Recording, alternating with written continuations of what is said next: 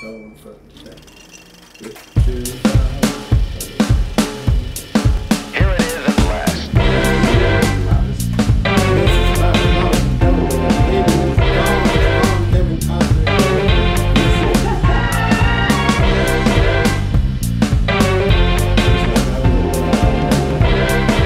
Yeah, he was.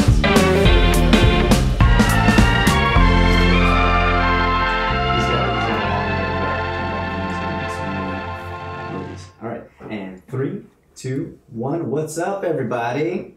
We've got a special day for us today. It's opening day of baseball. Welcome to Lights, Camera, Cocktails. We've got a special guest here, a returning special guest, our dear friend, Mr. Ken Rosando. What up, my man? Happy opening day, brother. How you doing, man? I It's am good to see super you. psyched for baseball to be here. I'm super psyched for food and movies all together. Yes, absolutely. We are incorporating food as well as drinks in this one because when you're at the ballpark, you want a dog, you want nachos. We didn't do nachos because they're too loud. We're having chili cheese fries instead because growing up and playing Little League, all I ever wanted, they called them chili billies, which was nachos with chili beans and nacho cheese on top. It was the best. You like run to the snack hut like after the game? Absolutely. Sometimes during the game?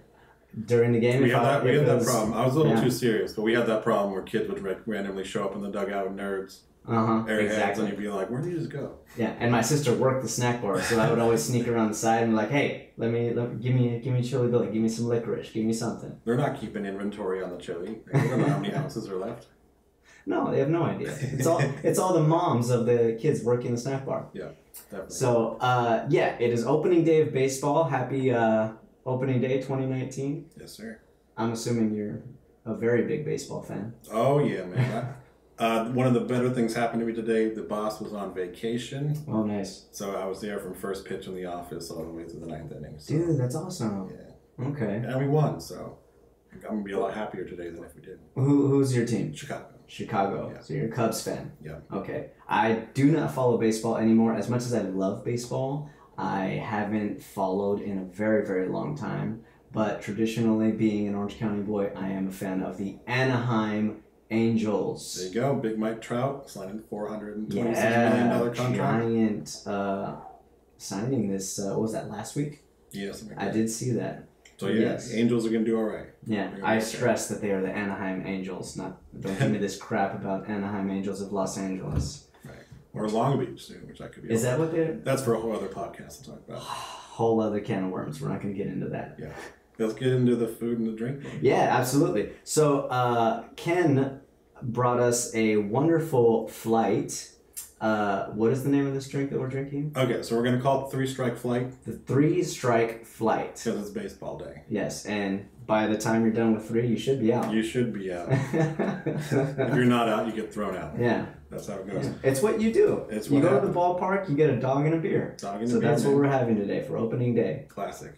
So yeah, so here's what we got for the beer. So I brought a couple in that I thought would go well with the theme for today. So first we're going to start, that's going to be on your right. We're doing the AleSmith out of San Diego, the Pale Ale 394. For those from San Diego, now that's a reference to Tony Gwynn, which we'll talk about a little We are more going to talk later. about Mr. Tony Gwynn. So we'll kind of come back to that. But so that's a thing they did to honor Tony Gwynn, his legacy, the family. And like I said, we're going to come back to that a little bit later. So it's a lovely pale ale. It's going to be pretty full in flavor.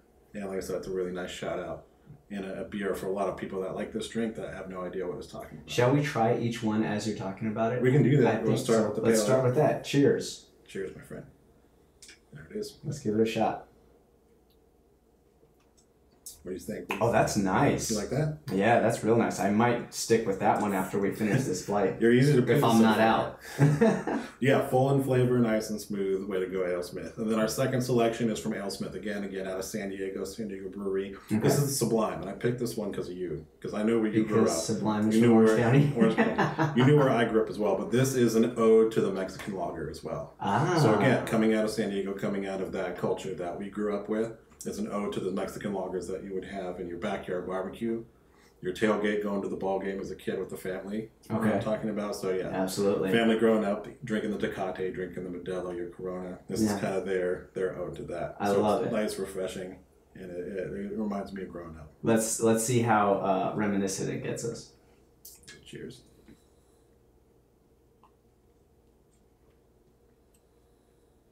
Oh, that's good too. That's good too.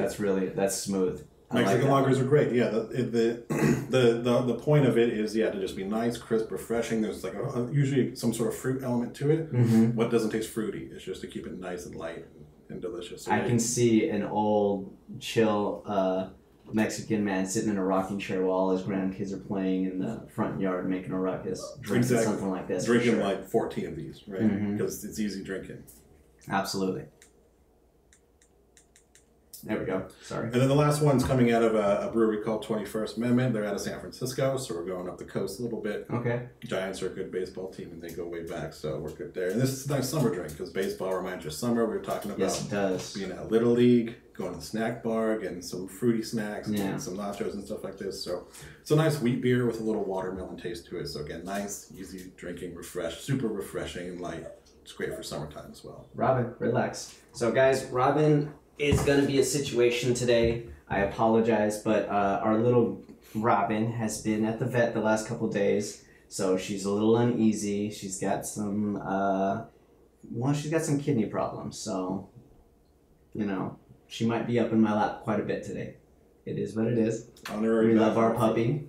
Bat girl for the bat girl for the day. But you get none of this table food. That would not help. Have to heal my puppy. Go on, go lay down. All right, so watermelon wheat beer. Watermelon wheat beer. Here's the summer. It's upon us. I like these fruity beers, so this one should be good. Ooh, I do taste that watermelon. That's really fun. Right, not too overpowering, not too sugary. That's a happy beer. I like that a lot. Okay, so we have the 3 Strike Flight.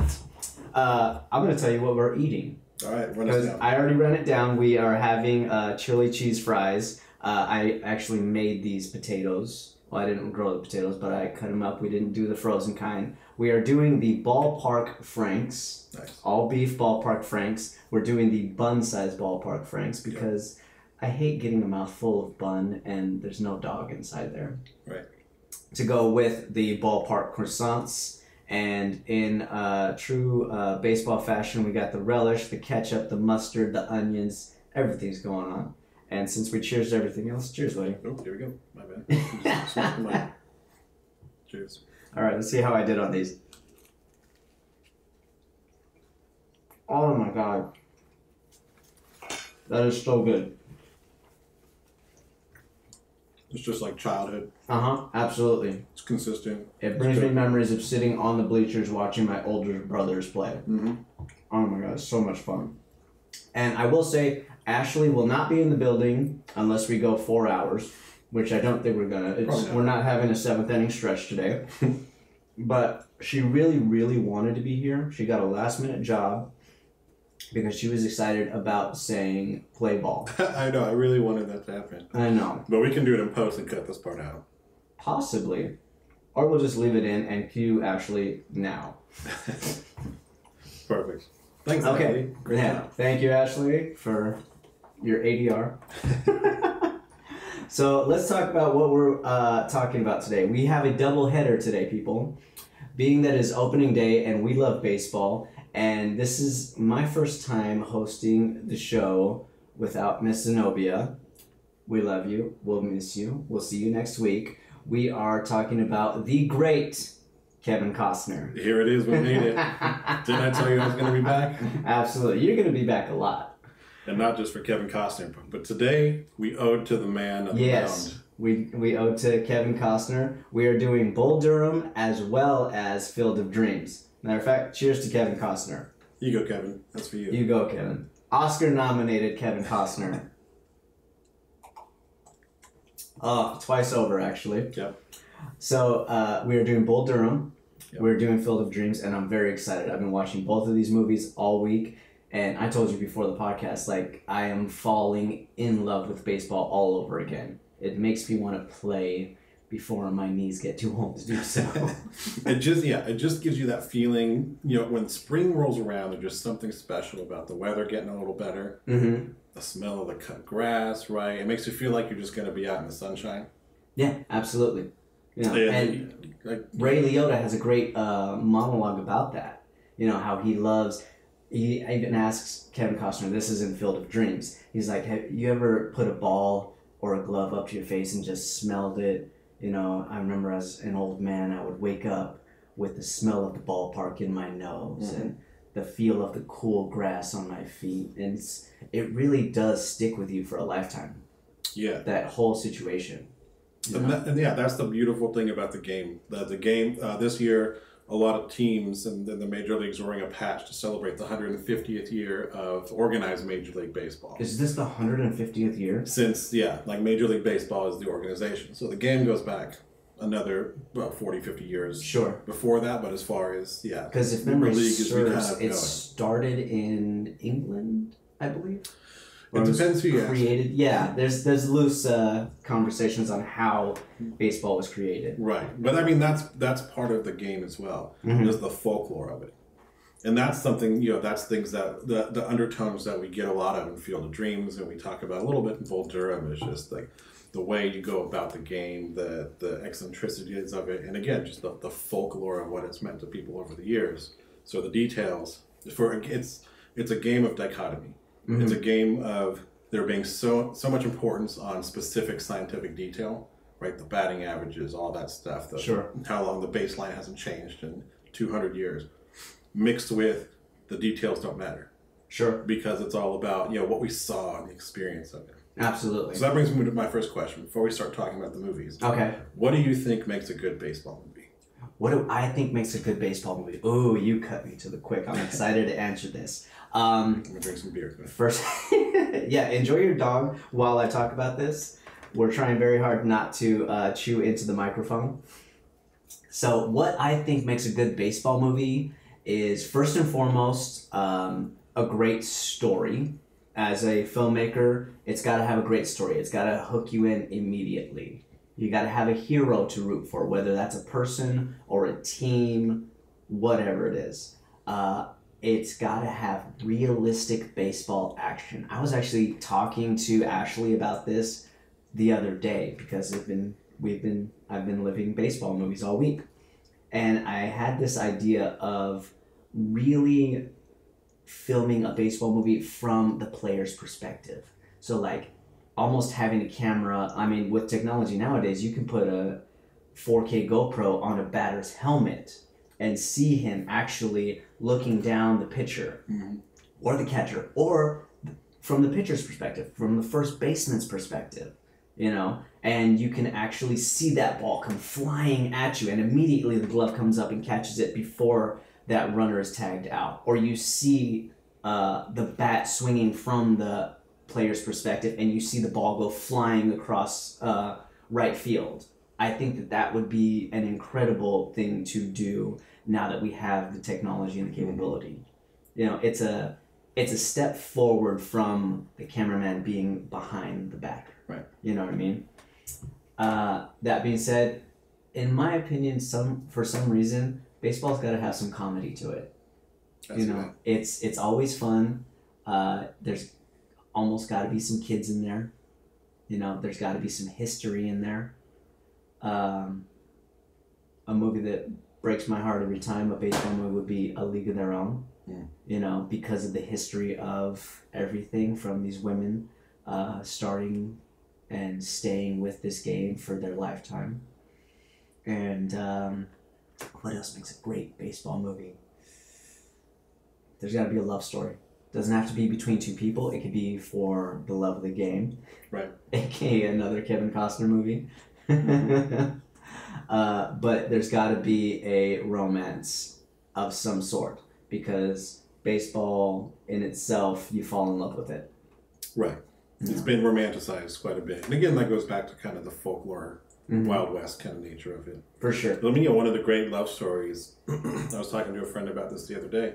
What is A League of Their Own? A League of Their Own has a beautiful love story in it. It's not a romantic relationship, but between Gina Davis and Tom Hanks. Oh yeah, absolutely. It's a beautiful relationship. Two people that at their time would not have anything in common, or shouldn't have anything in common to be equals, but they do, and they end up having that great respect and a beautiful relationship over that. And it almost makes you it almost makes you wonder You know, every once in a while they're having a conversation. It's like, could these two actually end up together? You know what I mean? Possibly. Yeah, they're so passionate about this thing that they're doing, this special moment in time. And, you know, for that story, if they would have known each other through the rest of their lives, then, you know, you never know what would happen. But for sure. But it's a beautiful snapshot of a beautiful time in one person's life. Sorry, this beer is getting to me. It's already coming back up. There it is. But yeah, absolutely. What do you agree with my perspective on what makes a great baseball movie? I think you hit the nail on the head on a lot of points there. Okay. Baseball, like by its nature, is a story that lasts through time, and so it connects through these great themes and tones. And it became the American pastime because of its connection to the American story. Yeah, it always stays constant. You almost when you're telling a story about history, you almost throw in, you know, during this time the Yankees were winning the pennant, or, you know, whatever it is, you know, or in this particular situation, the Sox through the World Series, or as they say, you know, it's almost how you date the time. But yeah, it's such a crazy thing to say that when I was in college or high school or not, this is what I batted. You could go back 200 years and track batting averages of people 200 years ago. Yeah. How many other things can you compare to 200 years ago? Not too many. Not too many. So it's a generational thing that you can connect to your father, you can connect to your grandfather, and going all the way back, which is a big theme, right, in Field of Dreams. Yeah, as far as America goes back. And then it's just something that, people something they had to talk about, something they had to relate to when there was nothing to relate to, something they had to look forward to, right? We always look for our fairy tales. For sure. We always look for our escapism, and for a long time that was it. Yeah. You know, after the Wild West is over, then you have like the baseball stars becoming some of the first celebrities, right? With Babe Ruth. Sure. Yeah. These legends, because you didn't have TV. You just I was halfway tempted to buy some Baby Ruths today. I should have. We'll save that for Sandlot. There you go. But yeah, it's this thing that you just can connect with. So it's just having that heart is part of it. That ability to connect to things beyond what happens on the diamond. Like so many of these stories take, you know, the point of them is about what happens beyond the point of the game. Like Bull Durham. Bull Durham is a lot about how the character perceives himself. Sure. And is going to live with his career with what it's turned out to be. Yeah. And then you see that same thing with a lot of and he sees the reciprocal of, like, he's got all the brains but very little of the talent, whereas he's got this kid who's got all the talent in the world but a head full of crap. What does he say? $1 million arm and a 5-cent head? Yeah. Something like that. Yeah. So let's dive into this. Well, first and foremost, this is actually, you can go ahead and enjoy your food while I give the people the completely made up drinking game for the first time by moi. Nice. So we did not do a drinking game for both movies because, truth be told, Field of Dreams isn't really a drinking game type of movie. So we did this one for Bull Durham specifically. So, I'll even sing it for you, Mr. Zenobia. This is the completely made up drinking game. Ooh, nice. My impression. Not bad. Not bad at all. Okay, so you take a sip every time someone gets a hit. Right. Now, this includes Annie, the great Miss Susan Sarandon. Susan Sarandon gets you drunk. Oh, yeah, absolutely. Just that one scene between the two of them is many a hits. That's why I said take a sip when it's a hit. You also take a sip every time Nuke says something stupid. Because he does. I love him. Like, he's just like, so are we gonna fuck or what? He's so great. You take a drink every time Annie is trying to get laid. She does that a lot. Yep. And that could be just when she's like being seductive and not really trying to get in there. You also take a drink every time Larry talks fast. That's why I was laughing earlier. I love those old coaches when they're yelling out at the field like, "Come on, no matter, no matter, no matter." It's so fucking great. I remember, as a kid, like just that that chatter is part of the game. It's just something you like picked up and learned to do. Yeah. For no reason other than you knew it was part of the game. Yeah, that's all it is. There's no logic to it. You're not trying to like fool the other team to not know what you're saying. It's really, if anything, it's a heckler. Yeah. You know, you're heckling the pitcher. You're heckling the batter.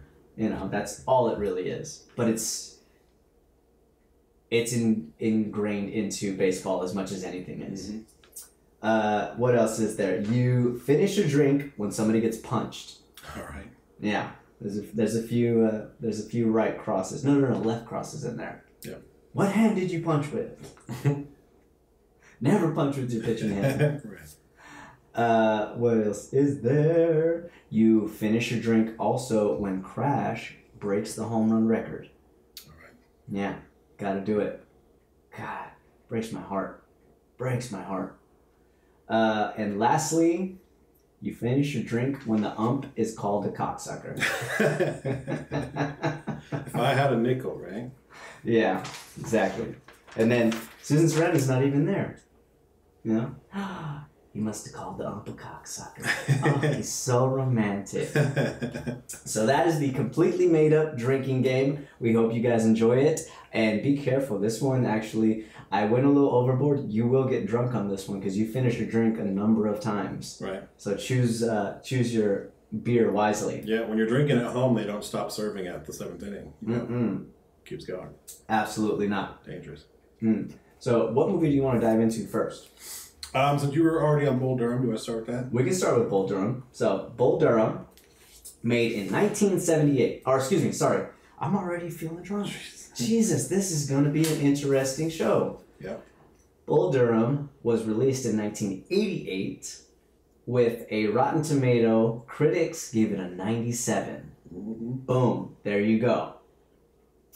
Audience gave it an 82. What would you give it? I'm not... both of these movies, I think, have grown for me over the years as I've gotten older, I've found. Mm-hmm. Bull Durham was a movie I understand the baseball, but didn't understand the rest of the complexities of the adult relationships going on. Oh, I see. When I was younger. Like, you don't appreciate it as much. Watching it as an adult does change it for you. You don't appreciate, like, who Crash Davis is. Like, through, what he's going through, and you just think it's baseball. Yeah, absolutely. I mean, same thing. I feel dreams. You don't understand like the complexities of generational relationships as much as a kid. So. Sure, with Archie, what is his last name? Graham.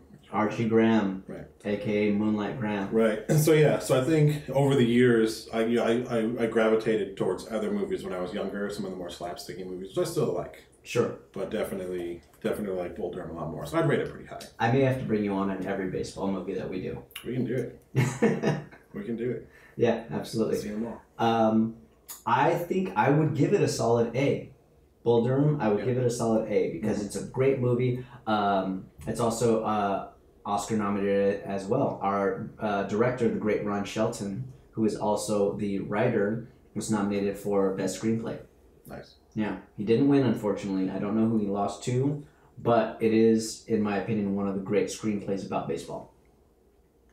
If I had to choose, I would say that Bull Durham is my favorite over Field of Dreams, but it's oranges and apples, really. Even though you're still talking about baseball, it's two completely different stories. Exactly. Yeah. But yes, Ron Shelton is our director. I missed the episode, but Zenobia and Joe were talking about him because he also directed White Man Can't Jump a few weeks ago for March Madness. He's done other great movies such as Tin Cup, also with... It's that beer. It's that beer. This is why you've done cocktails this whole time. Yeah, beer gets to you a little bit. Plus, I haven't been eating because I've been so excited about these dogs and fries. Yeah. But Ron Shelton is also responsible for Tin Cup, which I said is also a Kevin Costner movie. And I love that movie too. That's a great one. Yeah. Play It to the Bone with Antonio Banderas and Woody Harrelson, who he cast again in White Men Can't Jump. Or actually, he cast that one first and then brought Woody Harrelson back for Play It to the Bone. And he is a well-accomplished writer as well, with Blue Chips, which Joe wanted to talk about so bad.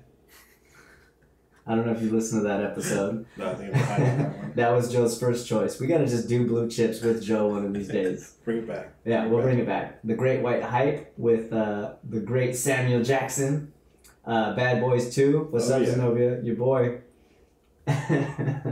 But I think Bull Durham might have been his greatest accomplishment. Yeah, I think so. You know? What do you think? Yeah, definitely. Yeah, you're talking about screenplay. Like, it's such a tight screenplay. I don't see any flaws in the story. Written.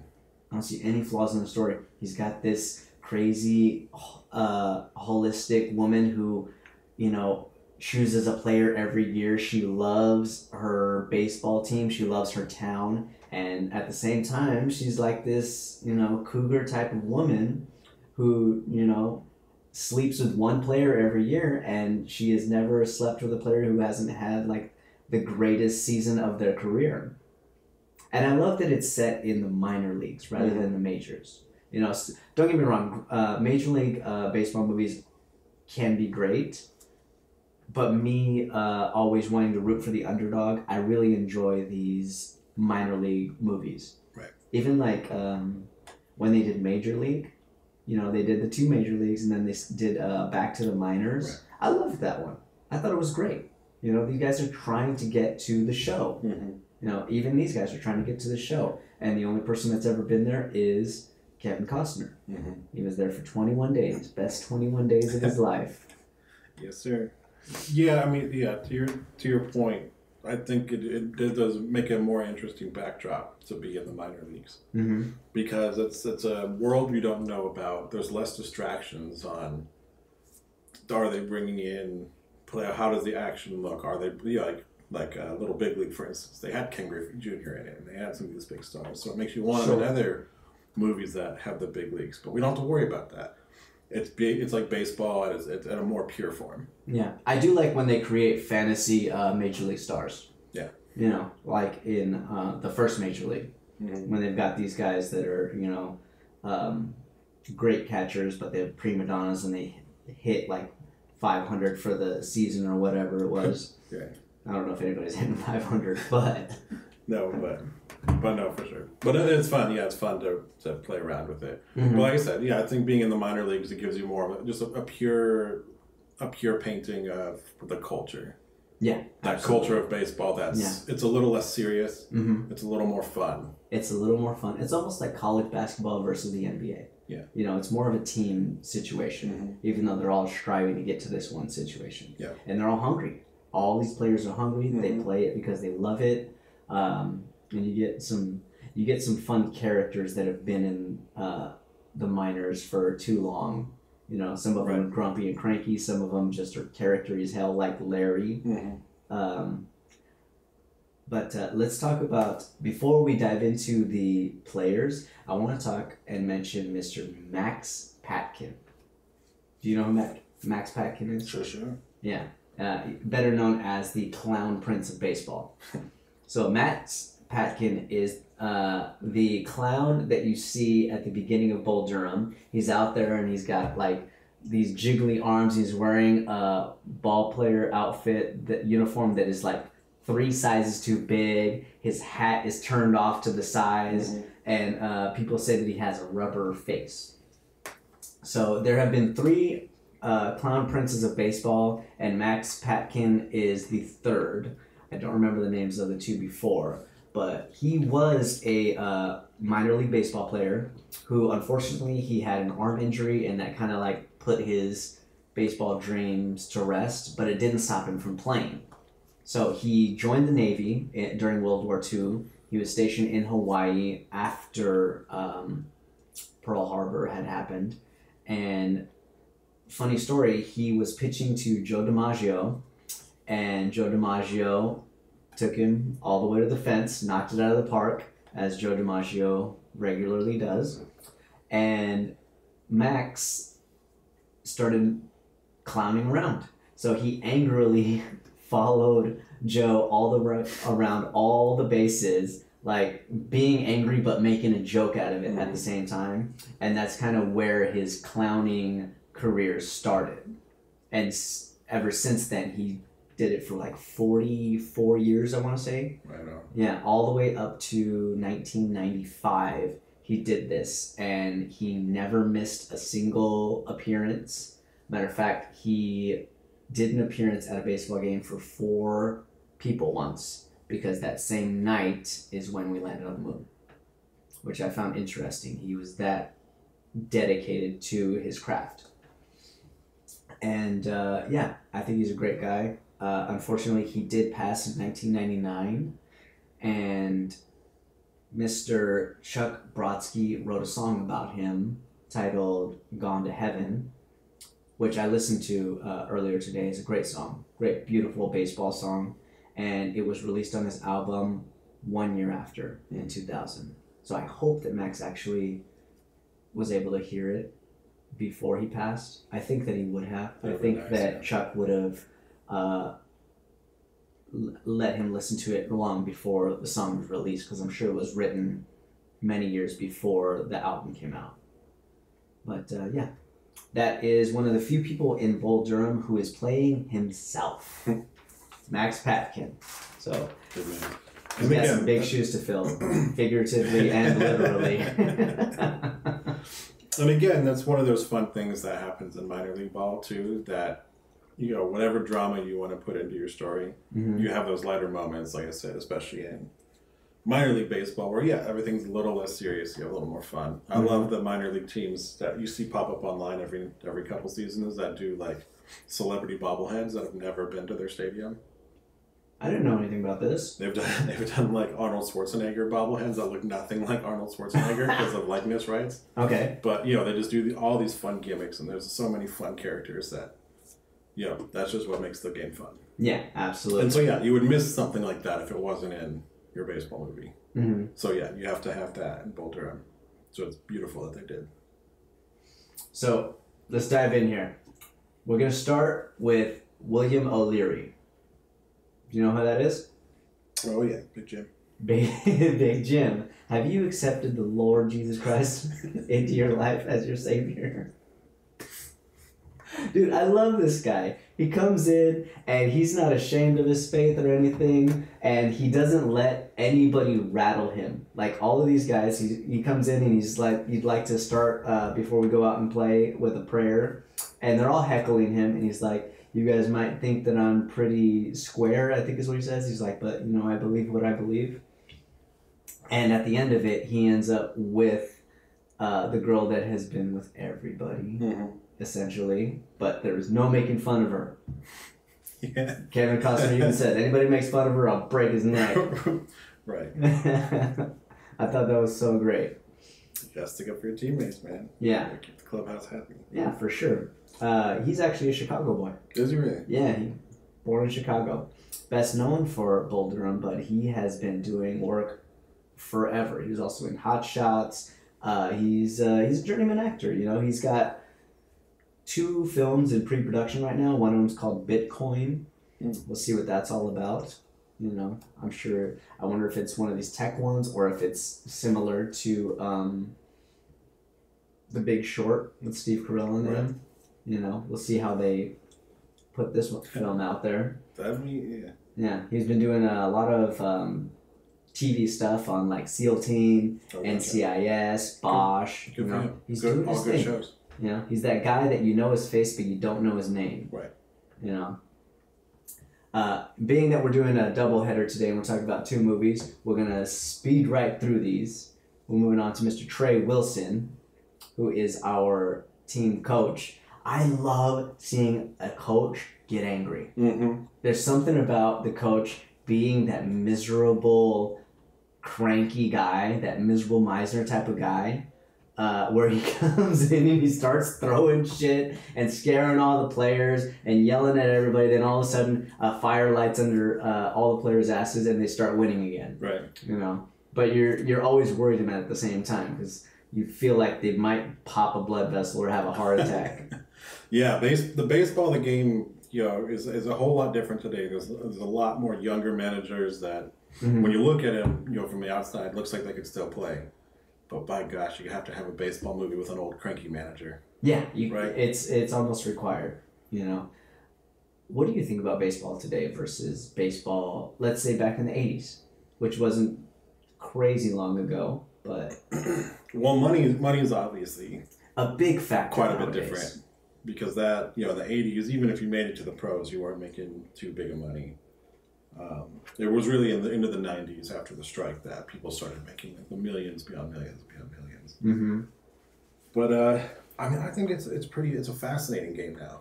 There's so much that gets done with statistics. I mean, I remember getting into college and playing, and just like a couple things there just kind of clicked, just on like how to do this or how to do that, and the thought process of that. And I was like, man, if I would have figured this out, at the end of high school, like who knows? Wait, did you just say that you played in college? Yeah, I played in like unaffiliated league in college. Okay, how So many years did you play? I played into my junior year of college. Okay. And so yeah, I played with a bunch of guys, really cool guys. June son, I'll call you out, bud.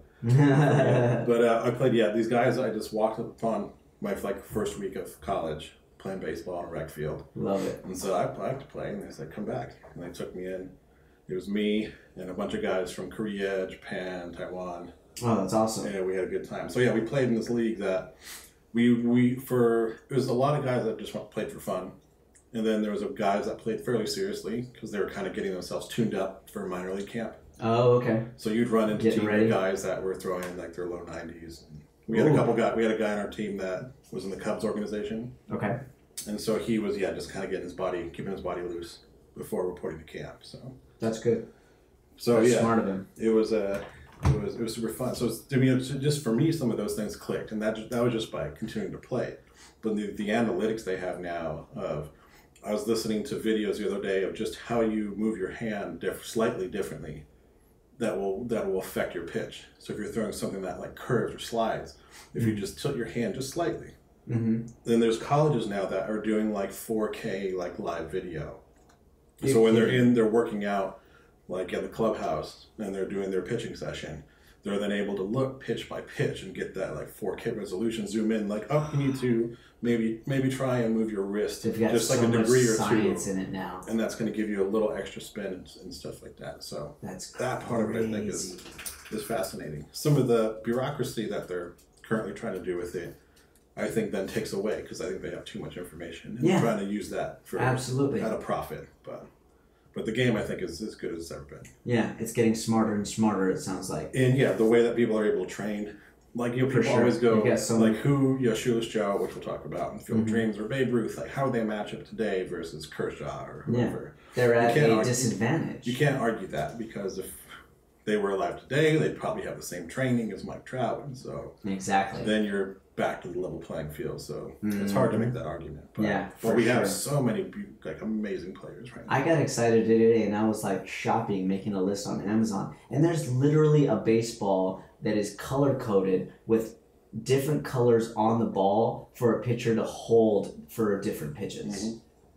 That was definitely not available when we were playing. Right, no. I mean, granted, I never even played high school. I wish I would have. I probably should have tried out. That would have been a lot of fun. But I did do other sports, and they were a lot of fun as well. Definitely. So I think there's a lot more information, and there's ways to do things now. Because it used to be like you played fun ball, rec ball, little league and stuff, or if you had the money or family had the money, you played like travel ball. Yeah, that kind of if thing. your family had the money. But I mean, there's so much more available now. I mean, you can go to YouTube and just scour pros talking about tutorials of how to do this, how to do that. So there's so much more information available for just the standard everyday kid. It's really great to get the most out of his game for however long he plays. You've got all the information at your disposal, so that if you can't afford a coach, you actually can source out information yourself. You can literally teach yourself almost anything on YouTube nowadays. Yeah. Robin, what are you doing? Settle your face. Come here. Right. Yeah. So where it used to be, we'd figure stuff out because you talked to your friends at the ball yard or at school or something like that. You see who figured this out or what bat was the best. We had to figure out how to throw a curve. We had to figure out how to throw a knuckleball. I had to finally figure it took me a while. I had to finally figure it out with a tennis ball. You're just sitting there throwing a ball against a wall forever. And finally I remember I was at my grandparents' house, finally got the ball to spin. Yeah, because they didn't have my the dad out equipment from him chatting with whoever to be like, I figured it out, come on out. And Oh, you were so excited once you like and figured something out. he's Oh, like, "Yep, I fuck. think you got it. Keep it going." Just that concept. It took a minute, but yeah, there's so much more to be able to figure that stuff out sooner. I'm jealous a little bit. I'm ashamed to say that I never learned how to throw a curveball, and I may just teach myself now. So you have trouble with the curve? Is that what you're saying? I don't have trouble with the curve. I just didn't play baseball long enough to learn. I was still a kid who I had a great fastball. I was a pitcher in Little League, and unfortunately, I didn't continue with baseball after Little League. I went through AAA, I want to say, and afterwards, family stuff came up. We started moving around, this, that, and the other. I went back to it when things got a little calmer, and I was in like 7th grade, I want to say, and I was so far behind, by seeing these other pitchers. At the time, there was different rules that were implemented. I didn't understand the game anymore, and I got discouraged and I stopped playing. And I almost wish that I hadn't, because I thought that I could have been really good at that, and it would have brought me a whole lot of different memories. Baseball memories are irreplaceable. Yeah. Just being on that field felt good again, even if it was only for one more season. I wrote an article once for a website that it was satirical, but it was kind of like, here are my thoughts after I retired, even though I never played any important baseball. But you get that same feeling. All baseball is important. You get that same feeling of like, all right, I guess I'm done. And then you move into the, I wish I could have. Sure. I bet I still could. Man, what if what if only. And yeah, I had the whole angle of, I just miss being on the bus with the guys. Yeah. It's fun. Yeah. Even traveling from town to town, going against a team that you've never met before. And then all of a sudden it's like, you don't know what you're going to get. You see this team and maybe they're like intimidating as hell as you watch them warm up. Or sometimes it's like, oh, these guys are puds. Right, we're gonna bulldoze right over these guys. And both situations surprise the hell out of you. You never know how a baseball game's going to end up. For sure. Yeah. Yeah, I mean, like I said, even in, just like the culture that sports create for anybody, any age. Mm-hmm. That's fun. Yeah, I mean, even just, we're talking about for Durham, we're talking about the old wily veteran versus the young hotshot. I remember even, just being in high school and being on the bus is like the senior being like, I know where we're going. It's no big deal. And then seeing the wide-eyed freshmen that were on the bus with us. Yeah, for sure. What position did you play? Or did you play a number of them? I played all over when I was, throughout the years. Like towards the end of high school, I played a lot of first base and pitched. Love pitching was the first base. You were a pitcher? Yeah. Oh, dude, we got to get out there. Yeah, man. We'll get through this and I'll show you how to throw a curveball. Absolutely. That's a good one. I was literally throwing the ball with Robin earlier and just trying to get through the door and hit the palm tree out front so that it bounced out and didn't go past the front yard. But either way, we'll talk about that later. What we're going to talk about right now is Mr. Robert Wool. Mm-hmm. I think that's how you pronounce his name. So, as I said earlier, he plays Larry, who is the, what would you call him, the manager? Team manager, coach. Bat manager, coach. Yeah. Dude, he's so fucking great.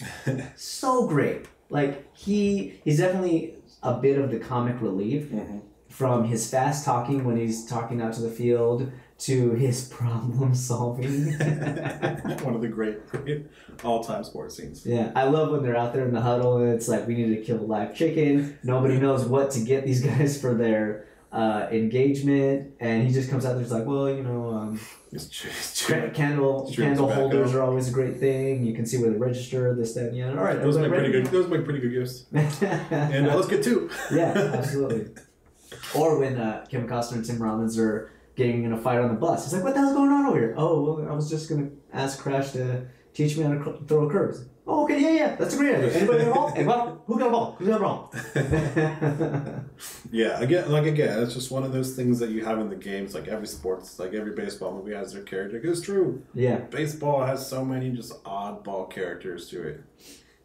It's a place that breeds oddballs that just happen to be able to do this thing. Yeah, your characters come out when in a baseball scenario. We had, I know growing up we had our guy that was like our super supportive, like in the way that he was. Tino was our coach.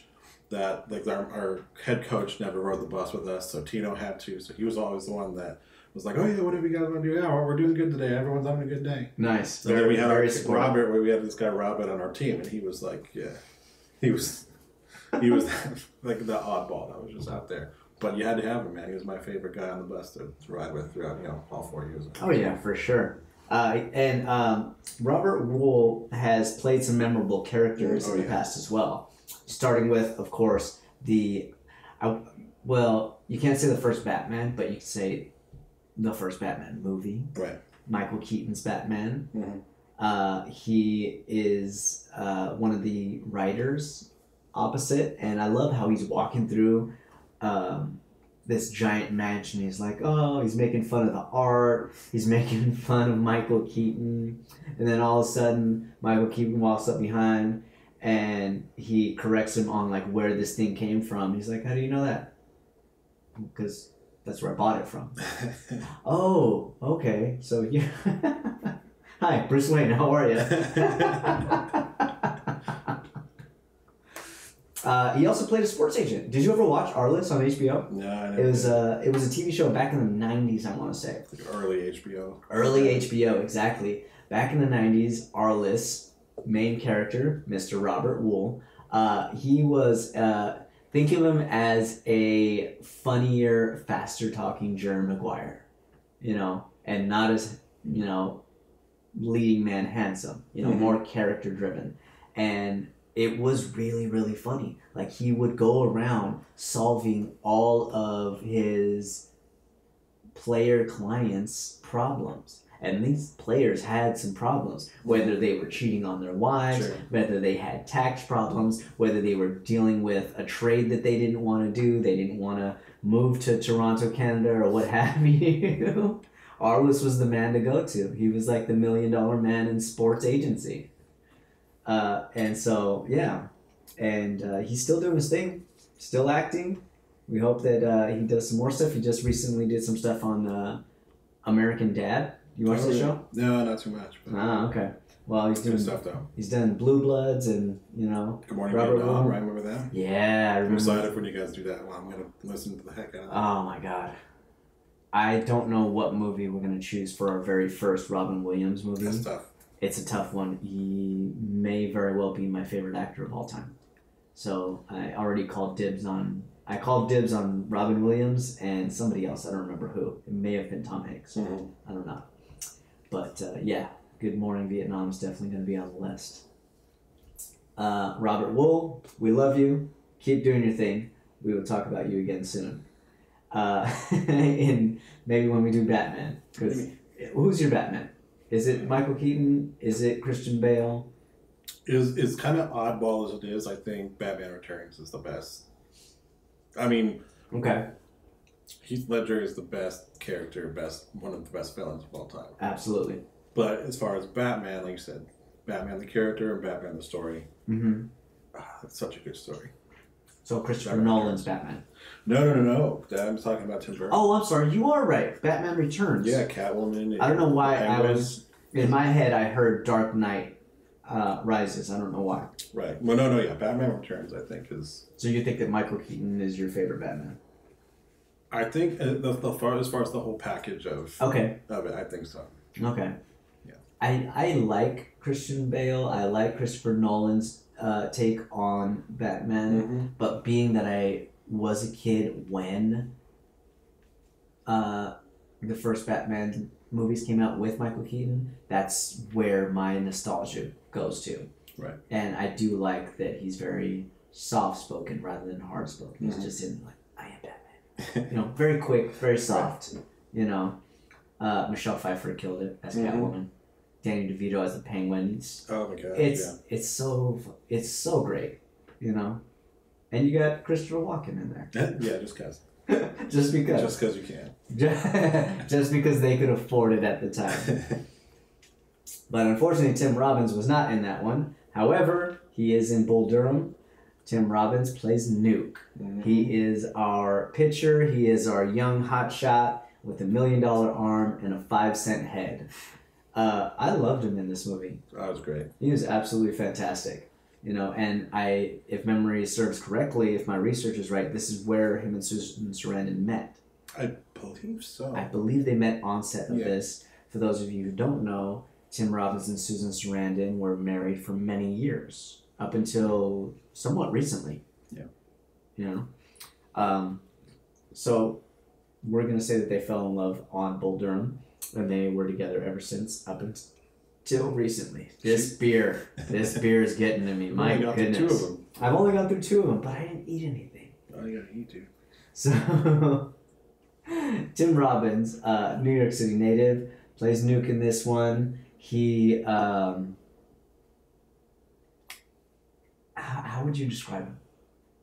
In this movie, he's dumb, but he's kind of wild. He's a womanizer for sure. He's kind of coasting by.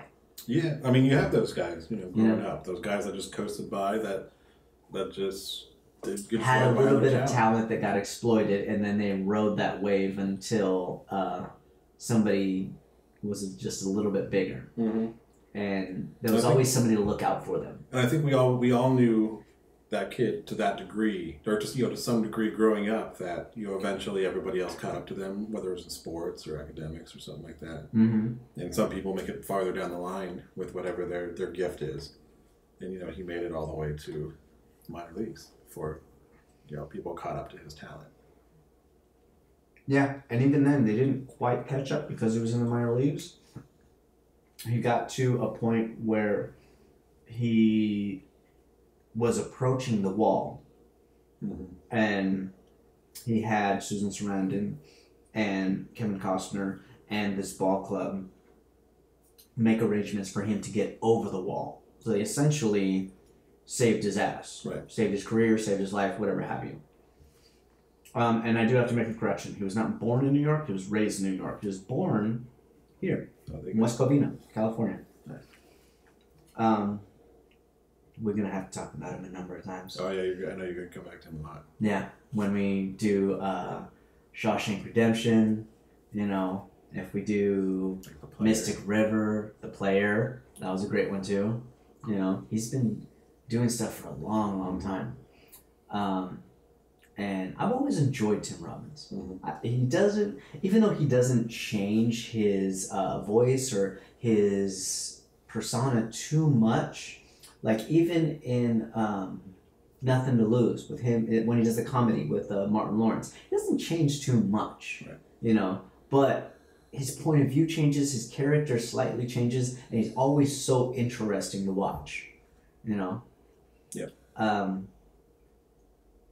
Yeah, and he's still, making a whole lot of stuff. He just did a TV series called Castle Rock. I haven't seen it yet. Have you? No, I haven't seen that yet. Yeah, me neither. And he's got a couple of movies that he's making. One of them called A Patriot, not to be confused with Mel Gibson's The Patriot. The Patriot. I love that movie. That's a good movie. That's a damn good movie. I haven't even gotten to the watermelon beer yet. But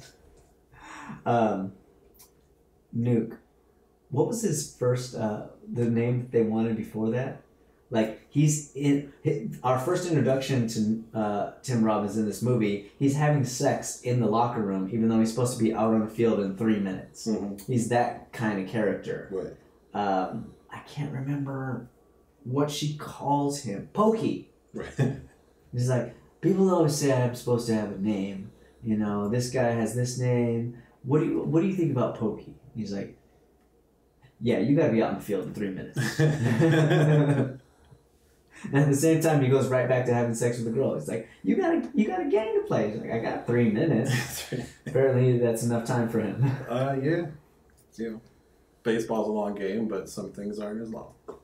Yeah. You know what we should have added to the drinking game? Take a drink every time Nuke breaks a window. He breaks a lot of windows in this movie. Break any windows growing up? Yes. Yeah. Oh my God, did I? I definitely pissed off my mom.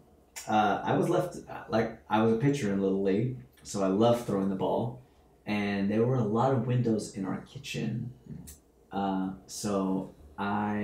were those small little 12 by 12 glass pane windows.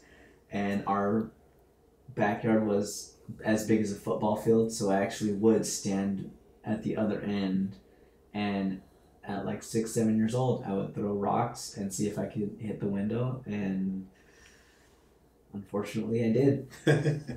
Yeah. So, yeah, I got in some trouble for that. Oh, yeah. Yeah, it's like you have to break a window, at least one window, I think, growing up. I grew out of it maybe around 12 or 13, but yeah, for some reason, I always wanted to throw things. So that makes me feel like I should have stuck with pitching, because I started pitching at like 4 or 5 years old, and I stopped abruptly, but I feel like my body wanted to keep throwing stuff. Mm-hmm. So I started throwing rocks and getting into a little trouble in the neighborhood, breaking windows that I didn't know the owners of. Yeah. Being a kid, you know. I still do this too. Like if if I get something, like let's say, I'll wad something up. If there's anything you can wad up into a ball, I'm back in the mix of the 5th inning of wherever I am. Oh my God. I had no idea that you were a pitcher. Yeah. We gotta tell me your best memory of being a pitcher. I'll tell you mine afterwards, but I'm dying to know. Let's see. This one's heartbreaking. This one's rough. Oh God! All right. So there's things you can do in baseball that only come around maybe once in a lifetime. Mm-hmm. No hitter's one of them. So I'm in high school. I think it's my senior year. Okay. So there's a team that we were playing that we were better than. So I was gonna have a good day that day. My dad, who coached, wasn't there. He was away on business. So we had our assistant coach there that day who coached football, or was a coach at the football team and knew football, played football, but also wanted his son to play baseball too because he liked baseball. So he helped because his son was on the team. Didn't know baseball as much. God bless him for trying. Maybe he was our Larry. Yeah. I don't know. Any parent that wants to, volunteer their time, good on them. And so we're going through this game, and there's all these superstitions about baseball. Oh yeah, that's another thing about baseball. And unwritten rules. Some of them are you're not supposed to acknowledge a no-hitter. So backtrack real quick, and I remember freshman year, I was a freshman playing varsity, and this guy was throwing a no-hitter, and so the coach pulled us aside several innings in the game and told him to go to the dugout, just the rest of the team, and said, and with a lot of language, like, this is no hitter going. You gentlemen need to understand. You can cuss on this podcast. But you guys need to understand that what that means. Mm-hmm. So nobody can talk to him. I don't want anyone screwing around. Everybody needs to be focused. We actually lost because of errors. They scored more than we did. And got through a hitter. But that's, that sticks with you. Mm-hmm. It's like, you're not supposed to acknowledge it. So you facilitate it, but you do not talk about it. I'm getting into it. And anybody that says, just because you don't acknowledge it doesn't mean you don't know what's going on. Yeah, so absolutely. You start kind of putting things together. Even though you're in the zone, you understand where you are. Yeah. So towards the end of the game, the coach wants to pull me out. He's like, all right, well, let's get somebody else in there. We're winning by a lot. So let's, give someone else a try, basically. And so I had to argue. My own no-hitter to be like, no, there's a no-hitter going on. He's like, no, there's not. And so I made him walk over with me to, my mom kept score for us, usually a lot of times.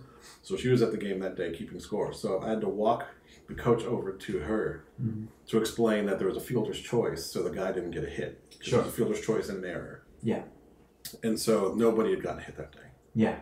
So he decided to leave me in to see how it went. Okay. So then, because we were winning by a lot, there's a mercy rule in high school. So the game's over. 5th inning, I don't remember the last pitch, but 5th inning, game is technically over. That's it. So then the emotions are just flooded. Like, I'm done. I'm done. Let all the tension go. Yeah. I did it. Holy smokes! Thinking, can't wait to tell my dad. I'm going to talk to him on the phone, or when he gets home, get to tell my old pitching coach. Once in a lifetime thing. Absolutely. Some of my teammates that knew what was going on, that were my friends, came in and they're celebrating with me and get the pat on the back. Yeah. And then the coach says, because these guys had to drive a long way. So we're in San Diego, and they came from the border, so they had to drive an hour and a half, 2 hours. Sure. He says, you know what? You guys drove a long way. It's a shame we only played 5 innings, not 7. Let's just play out the rest of the 2 innings since you came all this way. So then I have to go back out again and keep playing. Oh my God. So now it's After definitely your arm is cold now. Yeah, now the arm's cold. Now it's definitely in my head that I finished it. So now you have to get back to that competitive space. Jesus. So I get through the 6th inning, get all the way into the 7th inning. I think walk a guy in the 7th, and he's like, "Are you good?" I'm like, "You can't take me out." Battling. I'm making it work. Yeah. And throwing everything. I don't out. remember the final pitch of the 5th inning because I remember this pitch. Oh. Hanging curveball to a guy that just that got a bat on it. Oh. And our coach had already replaced some of the starters with some of the freshmen and some of the other guys playing that to get their time in. Sure. So even though he left Which me means you don't got your first string fielders out there to work. Right. So hanging curveball. I can see it visually where I see it curving, but I'm like, it's not the best one. It's a little high. Guy swings, just loops it just over. Eyes closed, connects. A very lost second baseman's head for a hit. Oh, and we ended up throwing a one hitter. We won, I think, 13-1 or something like that. Struck out 16 or something like that in those 7 innings. That's still a hell of an accomplishment, though. It's a hell of an accomplishment, and the fact of the matter is you were working with the second to third string fielding situation that should have been a no-hitter. It should have been. You're like, you're never going to do this again. Not long after that, I hurt my shoulder. And so then everything wasn't quite as good after that. Mm-hmm. So I did throw another one-hitter later that year. Yeah. But it wasn't as dominant as that day was. I remember calling my old pitching coach. After that kind of right. Yeah, I remember calling my old pitching coach from the airport and telling him that story. He was so mad. Yeah. Because he understood. He's mad at the coach. He was a baseball lifer. Yeah. And a sports journalist. Sure. So he grew up playing against Reggie Jackson. Oh, he was in high Jesus. school. So I already know how old he is now. Yeah. Okay. So he understood the game. So he was so mad. Yeah. I had a couple of situations like that. One of them when I was a pitcher. Ironically enough, my dad came to watch me play. One of the few times that I actually saw my dad in life in the first place. And he actually came to watch me play, and he came at like the very end of the game. It was a night game. Mm-hmm. And I was pitching the last inning, and I remember that this kid got a hit on me earlier that day. It was one of the few times, because it's Little League, right. You think you're invincible, especially as a pitcher. I was striking kids out left and right, all with just a fastball. Mm-hmm. And my coach comes out and talks to me because it's the last bat, 2 outs, this, that, and the other. And he's like, all you got to do is get this one kid out. I want you to just play catch with the catcher. His name was Ryan. My catcher's name was Ryan.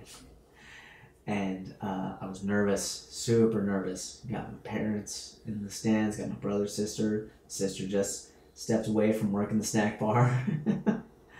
And it was, I had 2 strikes on him, and I think 2 balls, I remember. But I'm sitting there, and I feel the sweat starting on my hands. And you know how you hide it behind in your glove? Right. And I'm twirling the ball in my hand, and I'm like, how the hell do I get this sweat off of my hand? But I remember telling myself, this kid's probably just as nervous as me. So I threw a very weak fastball. Might even call it a changeup. Mm-hmm. And maybe that's what saved me. I don't know. But the kid swung, he missed, everybody ran on the field. I was very, very happy about that. That was a good memory. And there was also a sad memory later on that season where I was at bat. And I wish that I would have made a different decision, because I could have had my one and only grand slam. Bases were loaded, and I had this coach. His name was Guito, old Hispanic guy. And he had that thick accent. He's like, okay, Jason, I trust in you, okay? You're going to do this. I believe. He's very religious also. I believe in God, and I believe in you. You go get him. And so I'm out there, and I see the pitcher, and I'm standing at the base, and I let the first one go by. I was not even like wanting to swing. I didn't have any intention on swinging. And so I let it go by, strike. I look over at my coach because I hear him, and he's like, Jason. He goes, come on. Come on. And just that little bit, like, it's like, okay, I got this. And so he throws another pitch. I swing, big miss. I swing all the way around to where like my feet are almost like spinning a little bit. And so I step out of the box, I'm like shaking it off. I step back in, one more pitch. I hit a, what do they call it? A grounder with eyes, you might say. Got Stike, yeah. So I hit it, it gets a giant bounce that goes over the pitcher's head. So the pitcher jumps up to try and catch it, goes over his damn head. I don't know how I hit this ball, but I run for my life and goes past the second baseman into the outfield. And during this time, I was pretty fast. And so I'm going around, I hit first, I hit second, I'm running towards third, and you see the third base coach, and they're doing that spinning wheel thing with their arm, like, go, go, go, go. And as I'm rounding third, I look over and I see the outfielder with the ball, and I stop. I see him, and I see that he's ready to throw. He's looking at me. I'm hesitating. My coach is like, go, go, go, go. And I don't do it. I stay at third. Guess what happens? In Little League, the league's rule is you can only score 5 runs in an inning, and then it transfers over. We scored our 5 runs. If I had ran and scored, it would have been 6 runs and it still would have counted. But I didn't, and the game was over and we lost. Oh, no. Yeah, all because I chose not to run and try and beat the ball home. It was a very big mistake, and I still regret it to this day. Right? I mean, yeah, well, we're definitely, I know this, we're going to talk more baseball stories later. But I mean, yeah, the point of it, like, with the almost, no-hitter, I went from being, maybe like a Billy Chapel, we're talking like For Love of the Game, they have a Kevin Costner movie where he gets to, spoiler, succeed at the end, and he gets to do, like, the impossible thing, and, being, like, my senior year, knowing I probably wasn't going to play much longer past that would have been, not a bad way to remember. Yeah, remember to close out the baseball career to a degree. But that's the funny thing about baseball, it ended up going the other way. And it ends up becoming a deeper story of character, maybe. Sure. But then, yeah, that kind of relates back to Crash Davis, the guy that, he's a minor league lifer. He had, he had his one shot, and that was it. And he's going to go down for something, and who knows how he's going to live with that. Yeah, he's a record-breaking minor league batter rather than a mediocre major league player. Mm-hmm. I feel like I don't know which one I would choose. It's hard to say. Do you go for the money and the mediocrity, or do you go for the love of the game and the ability to play constantly? Mm-hmm. And I think that's why, overall baseball and baseball stories are a little more relatable. Mm-hmm. Because you do have your guys that make a ton of money in the startup and stuff, but for the most part, it's all blue collar. These guys, they have to rough it out every single day. Yeah. They're not playing on Sundays. They're not playing every couple days. They're playing like every day, just like you and I are going to work, working our butts off every day. It's not a bad life, though, playing baseball every day. Yeah, I mean, but yeah, when they're done with it, they're done. They're generally just go back to kind of being like any of the rest of us. Yeah. But yeah, so that's something. You know what they what happened when they asked Mickey Mantle what he thought about Bull Durham? What's that? He thought it was the greatest tragedy he'd ever seen.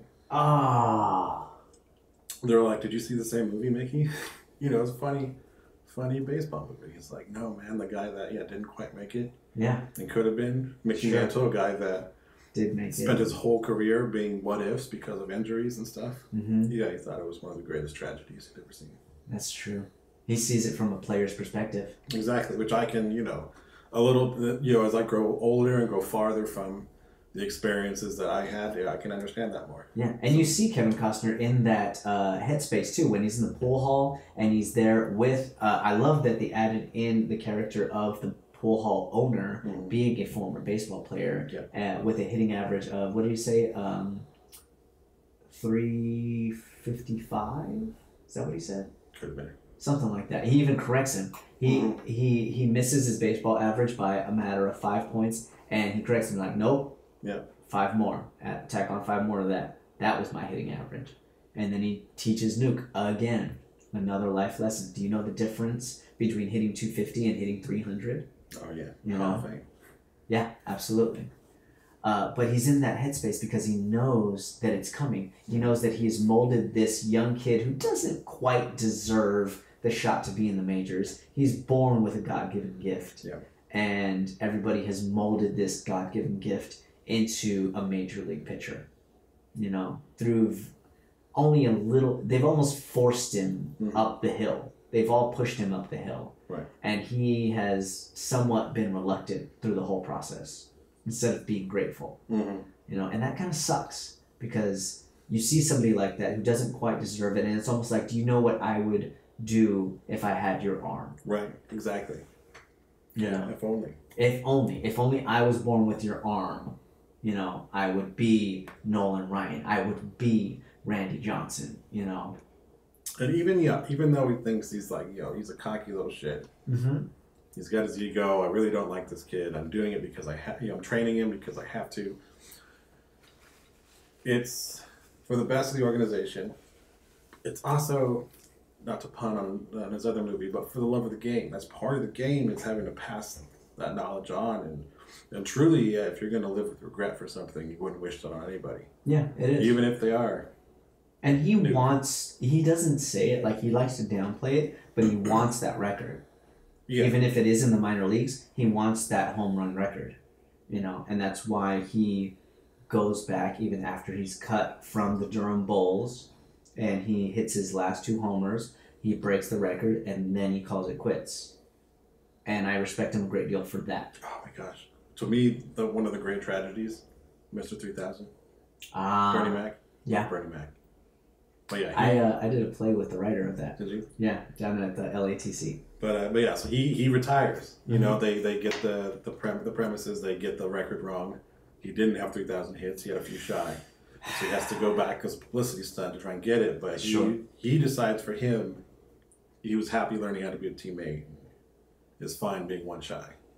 But I'm like, but it's anyone would have had him back just to get 1 hit. Yeah, just to get that one. And that's a bit of player perspective of the what if. But yeah, I would go back. Hit the last home run for that record.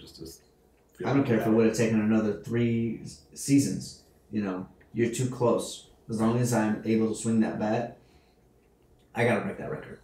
You know, it's too much for me to let go and be okay with not breaking the record if I'm only 1 or 2 away. Right. It's just, I wouldn't want that regret.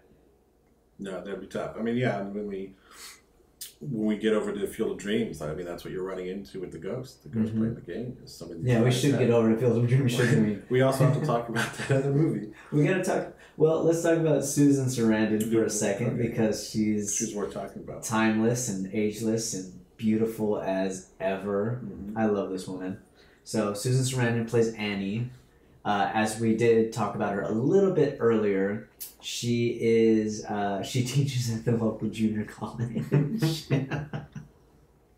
But she's a baseball loving, man loving, poetry loving, art loving woman who lives in, it's North Carolina, right? Yeah, it's the Carolina Leagues. And she finds the player every season. She loves the Durham Bulls, and so she finds a player every year to nurture, to have sex with, and to be her muse, you might say. She gets just as much thrill out of not only having sex with this player, but also molding and teaching this player how to get to the majors. Right. You know, I love how she throws Fernando out there as if it's Fernando Valenzuela. She just throws his name, just Fernando. And she's got some very unorthodox teaching methods, Mm-hmm. from wearing women's garters and underwear underneath your uniform, Classic. to breathing out of your eyelids. She's a little holistic. She's a little hippie girl, but she's beautiful. She's sensual. She's sexy as all hell. And and she wants to be thought of as so. She even says in there, she's like, baby ducks are cute. I want to be exotic and mysterious. But she's horny.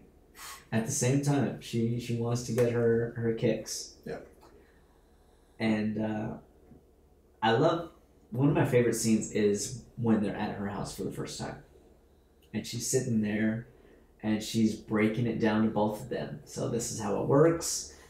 I sleep with one player for the duration of the season. Usually takes me a couple weeks to pick the player, kind of like my own spring training situation. Yep. And Crash just cuts her off immediately. It's like, wait a minute, what makes you think that you get to choose who you sleep with? Like, we don't have any choice in the matter. Because she's not dealing with a kid here. Right. She's dealing with an adult. He's been around the bases. Yeah, exactly. She has finally met her equal, if you might say. Somebody who's going to challenge her, somebody who's going to question her and not let her push them around, like Tim Robbins does in this movie. He concedes to her constantly. Like, even when they're on a winning streak, and he says, I'm probably just going to sleep with her to shut her up. And Crash jumps in and is like, are you out of your mind?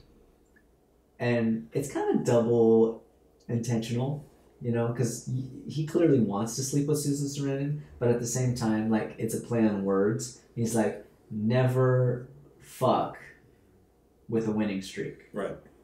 So he's saying, don't fuck with the winning streak. If you're on a winning streak, don't mess around with it. And at the same time, he's saying, don't have sex when you're on a winning streak. And she comes right back with him. She's like, you are messing with my private life. How dare you tell him this, that, and the other. You don't tell him who is going to be in my bed and who's not. And he's like, whoa. I didn't tell him any of that. The fact of the matter is, a player on a winning streak, no matter what they believe, if they believe that that's the reason that they're winning, then that is the reason why they're winning. Mm-hmm. And you, being a scholar of baseball, should know that, and you should respect that. Puts her in her place, and immediately she's like, I want you. I want you so bad. Right, yeah, because they're equals. They're equals, exactly. She can't just talk her way through what she wants. Nope, she can't manipulate, she can't deceive, she can't seduce. All the things that she's used to in order to get her way, he has cut her off. And vice versa. Mm-hmm. She calls him out on things that he does as a baseball player, like turning his hips. I love that scene. And that's impressive as hell, to do a scene, have a conversation to Susan Sarandon, and then immediately turn around and hit a line drive with one hand. Mm-hmm. That immediately, like, okay, Kevin Costner definitely knows how to play this game. Yeah. I can't hit a line drive with one hand. I'll break my damn wrist. Yeah, the amount of effort they have to have done, rehearsals, I'm sure, just to get that down. I wonder how much effort. I mean, for the love of the game, people gave him so much respect playing a pitcher in that movie, mm-hmm. that he would throw away more pitches than an actual pitcher would ever have to. Because the amount of that's true. The amount of takes, the amount of coverage, for sure. Yeah. And they have a short amount of time to get all the footage they need, because they're renting space at these baseball stadiums. Yeah, sometimes during games when they need crowd shots. Yeah, that's got to kill your arm, dude. Oh yeah. Ice is not going to do enough. No. Not in that scenario. He used to take steroids like Charlie Sheen for Major League. Did he? Oh yeah. Did he really? Amongst the other drugs he was on. Well, I mean, yeah, that Charlie Sheen is the king of drugs. I think he admitted it not long ago. Yeah, he wanted to make sure he looked like he could pitch. Okay. I think he was clocked at like 88 or something like that. That's impressive. Yeah, for a guy that does play. Yeah, for sure. 88 miles an hour for an actor to pitch. That's very, very impressive. Very impressive. Yeah. So he was taking steroids in order to look like he could pitch. Yeah, to bulk up a little bit. Oh, just for his body and stuff. You get the muscle up to be able to do it. I was going to say, you can speed up the frame if you really want to make that fastball look faster. Well, I mean, they would. But, it's super hokey when you have a baseball movie or a sports movie when they don't look like they're playing the sport. Yeah, absolutely. And baseball, I think, is pretty particular in the way that the fluidity of... You can't cheat a curve. It's hard to cheat. Not with a camera. The camera sees everything. Football, you can put anybody in a helmet. Mm-hmm. You can fake with stunt doubles when you need to. I don't know. Have you seen Invincible? Mm-hmm. I wasn't completely convinced that Mark Wahlberg could play football. Even though I love that movie, right. I love Mark Wahlberg in it. He's definitely got the physicality, but the movements of a football player weren't the best. Right.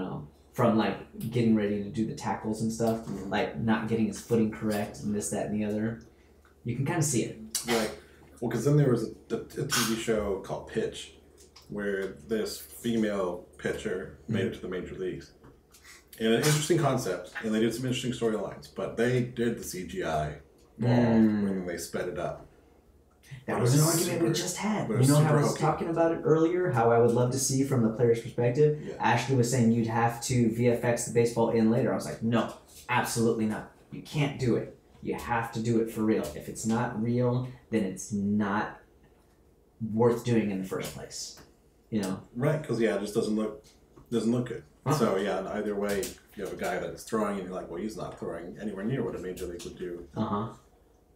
Versus a CGI ball that, like, well, that's not real because it doesn't look like that. No, it looks computerized. Absolutely. So big props to Kevin Costner for being a player. Yeah, for sure. And we're going to jump into him right now, right after Susan Sarandon. I just want to acknowledge her for a second. First of all, one of my favorite movies of all time, Thelma and Louise. Yeah. We're definitely doing that movie on here. Another one with another redhead, Stepmom. Oh, yeah. With Julia Roberts. I thought she did great in that one. Mm-hmm. I just saw her last year, I want to say, in Bad Moms Christmas. Dude, right. She's still absolutely gorgeous. Mm-hmm.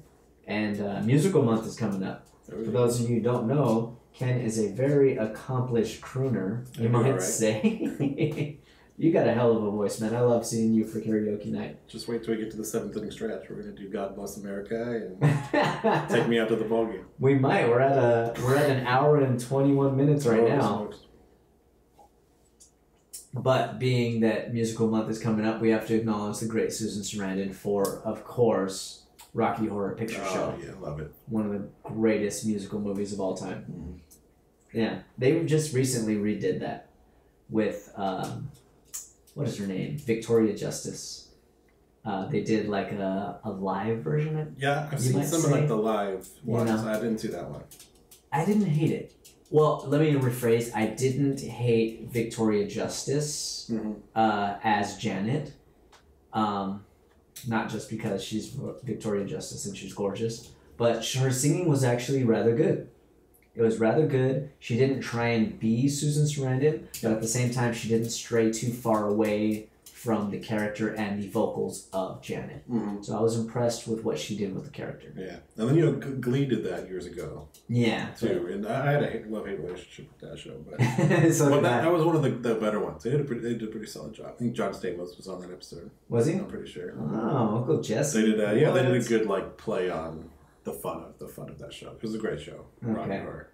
Well, Susan Sarandon, we love you. We're going to talk about you in depth. I don't want to talk about you too much without Miss Zenobia because I know she loves you a great deal as well.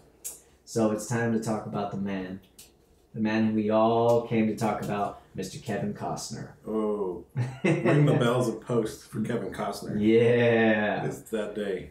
Ding, ding, ding. We made it. As we said earlier, twice nominated Kevin Costner. What I'm going to do is I'm going to get you a sign.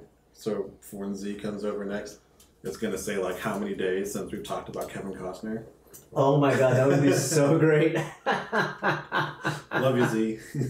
It's almost like one of those things you see at the workspace, like how many days has it been without a work-related injury? Exactly. Okay, so Kevin Costner, born in Linwood, California. However, his dad was a ditch digger and later on worked for Southern California Edison. So he says that he's moved around a bit like an army brat. That being said, he spent a lot of time in Orange County. He actually played baseball as well as, I want to say, football and track, if memory serves correctly, at Villa Park High School, where he graduated from. My nieces are going to Villa Park High School right now. Oh, really? My nephew just graduated a few years ago from there. Nice. Yeah. Great school. I remember playing them in volleyball.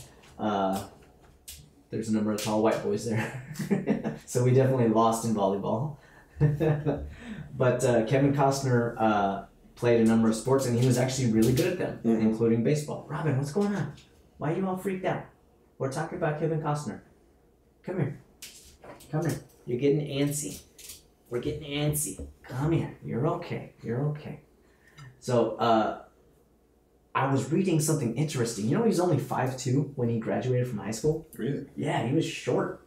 You know, that makes me more impressed with him because I was around 5'2" my freshman year, I want to say. And I only grew maybe a few more inches after that. I didn't get much. Like most people get like 6 inches in high school. Right. I got gypped. So being a short standout athlete in high school is no small accomplishment. So big ups to you, Kevin Costner, for doing that. But yeah, he grew up in Orange County. He went to Cal State Fullerton afterwards. Great school. Yeah. Great baseball school, too. Yeah, they are. They actually are a really good baseball school. Almost went there. Did you? Yeah. What happened? I was looking, that would have saved myself and family a lot of money if I went there with the in-state tuition costs. But I ended up going to Arizona State. Okay. Also a great baseball school. Also, yeah, I was going to say a great baseball school, great basketball school. Eddie House was one of my favorite basketball players. Yeah. You didn't go at the same time as him. I think you were after him. I was there. James Harden was there when I was there. Oh, okay. And then he went on. He went to the draft a little after I graduated. But Gotcha. I saw the tail end of Dustin Pedroia playing baseball. Oh, okay. Right now a Red Sox legend. Okay. Yeah. I was watching basketball. I was obsessed with basketball during that time of Eddie House and Jason Terry playing for Arizona State. That's why I know those guys. Plus, when I was going to high school in Moreno Valley, I had a friend, Jason Williams, not to be confused with Jason Williams, who played for Duke. There was another Jason Williams. No, Jason Braxton. Braxton. My mistake, who ended up playing for Arizona State. Do you know Jason Braxton? Sounds familiar. Yeah. I played against him. Man could shoot from 30 feet out. It was insane. But we're not talking about basketball right now. We're talking about a guy that's been in more baseball movies than pretty much anybody else. Pretty much anybody. Next to Dennis Haber. Yeah, Dennis Haber is the only one. Plays Pedro Serrano in Major League. We're going to talk about Major League one day. Fuck you, Joe Lou. I do it myself. My favorite line, going back to God, Jesus, in baseball. Like I said, it's a game of the heart, like the heart country of America still. Yeah, my favorite line is to Pedro Serrano from the Riley veteran in Major League is, "You think Jesus Christ can't hit a curveball?" Oh my God, that's so great. We're not all savages like Pedro over there. Serrano's such a great character. Yeah, he really is. So, Kevin Costner, even though he started working and he was going to college and this, that, and the other, he didn't pursue an acting career right away. He started taking acting classes, I think, while he was in college. But it wasn't until he happened to come across a famous actor while he was on a flight somewhere. And I don't remember the name of the actor, but this actor like bought out the seats that are around him so that people wouldn't bother him. However, Kevin Costner asked if he could speak with him for a little bit. And that's what it was. It was Richard Burton.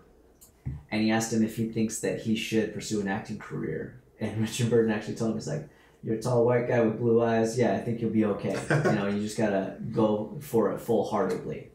And he did. He went for it full-heartedly. He did one soft-core pornographic movie. And after that, he was like, I'm never doing another movie unless it's something that I like really am into and a character that I respect and that I want to portray.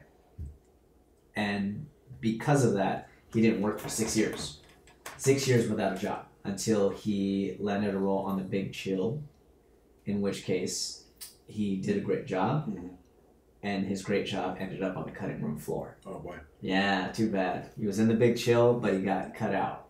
However, even though his scenes got cut out, the director liked him so much that he put him in Silverado in 1985 afterwards. And of course, the rest is Kevin Costner history. Right. And like I said earlier, he has been nominated for 2 Oscars. Did he win those Oscars? I don't remember. I think didn't Dances won something, didn't he? Dances Wolves won. He got nominated for Best Director and Best Picture. I want to say. See, I keep drinking and it's messing with me a little bit. I could go back and check, but we're already in the conversation. So he was nominated twice for Dances with Wolves as Best Director and Best Picture, and he won for one of them, possibly 2. I don't remember. But he's in a small list of actor directors who have been nominated for Oscars as well as Razzies for Worst Actor. Yeah.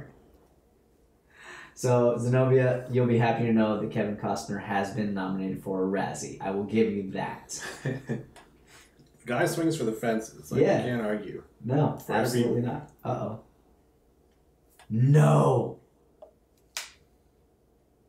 That did not just happen. We just lost our audio. Let's hope that everything is okay.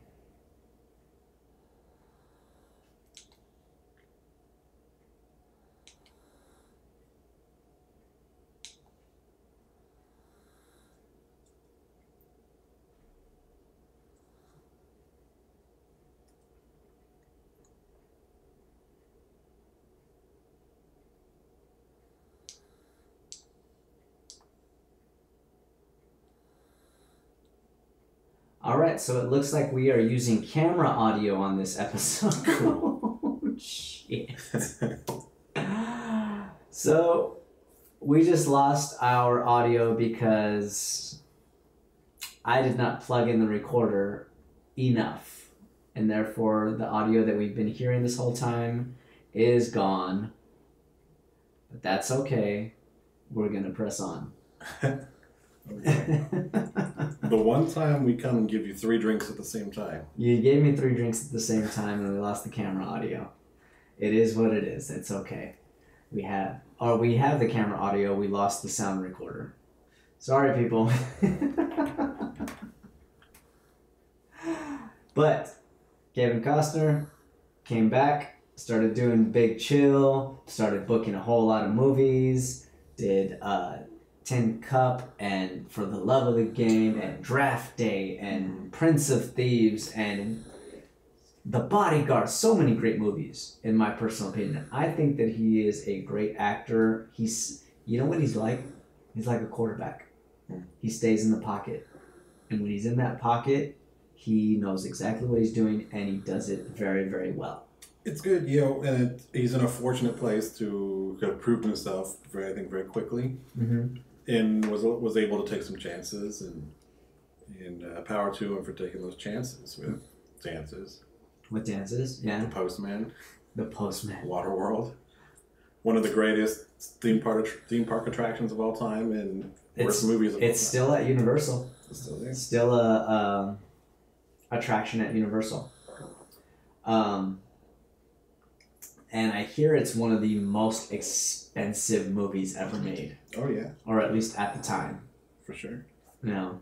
And it did not make the money that we thought it was going to make. But, Kevin Costner, we still love you. And I've watched it and I enjoyed it. I keep trying to go back. I keep, every now and then, every couple of years, I think I want to watch Waterworld again. And I just don't. You don't get around to it? I haven't gotten around. One of these days, I'm going to sit down and watch it. Okay. And then, see what I think years later. But I got you. hard sell. Okay. But, fail 7 times out of 10, you go in the Hall of Fame. So, cheers to you, Kevin Costner. Yeah, for sure. Kevin Costner, we're going to talk about you a lot. And then, like, here's one of those things. He was up for a lot of roles that ended up going to a lot of other guys. Okay. Which I'm sure you'll come back to That's other true. movies. But for tonight's thing we're talking about, the role of Crash Davis originally written for Kurt Russell. I didn't know that. How do you think that would have gone? Kurt Russell would have been different. I love Kurt Russell. Mm-hmm. I think he's a great actor. I respect him just as much as Kevin Costner. I think that Crash Davis, played by Kurt Russell, would have been less, I don't want to say charismatic, but less smooth. I think it would have been more hard-nosed. I think that Kurt Russell is clearly a great athlete. I think that he is very much like more of the in-your-face type of actor. He puts his chest out a lot more, you might say. And I don't know how that would have gone with... I think it would have been great on the field. Mm-hmm. I don't know if it would have been great with Susan Sarandon, her character. Right. I think the contrast of Annie and Crash would have been a little bit different, and I don't know if the love story would have worked as well. Mm-hmm. Yeah. I just don't think he would have had the same gravitas that not. Our boy has. Yeah. I mean, I jokingly say he's been an old man since he started making movies. Mm-hmm. But, I mean, basically, you needed, the weird thing about sports is when you're old, you're not old to anybody else. Yeah. So I feel like Kurt Russell, I don't know what ages they were respectively at that time. I think they're close. I think they're probably close in age. Yeah. But I feel like Kurt Russell would have felt too young. You might be right, because I remember seeing him in 90s movies and he still looked very young. Yeah, so I mean, Kevin Costner, I think he was just able to play He's got that worn down age face, who's not an old guy, but in the context of the business he was doing, as a basic sports figure that's been at it since the beginning. Yeah, like was worn down. It was Field of Dreams. He's supposed to be 35. Right.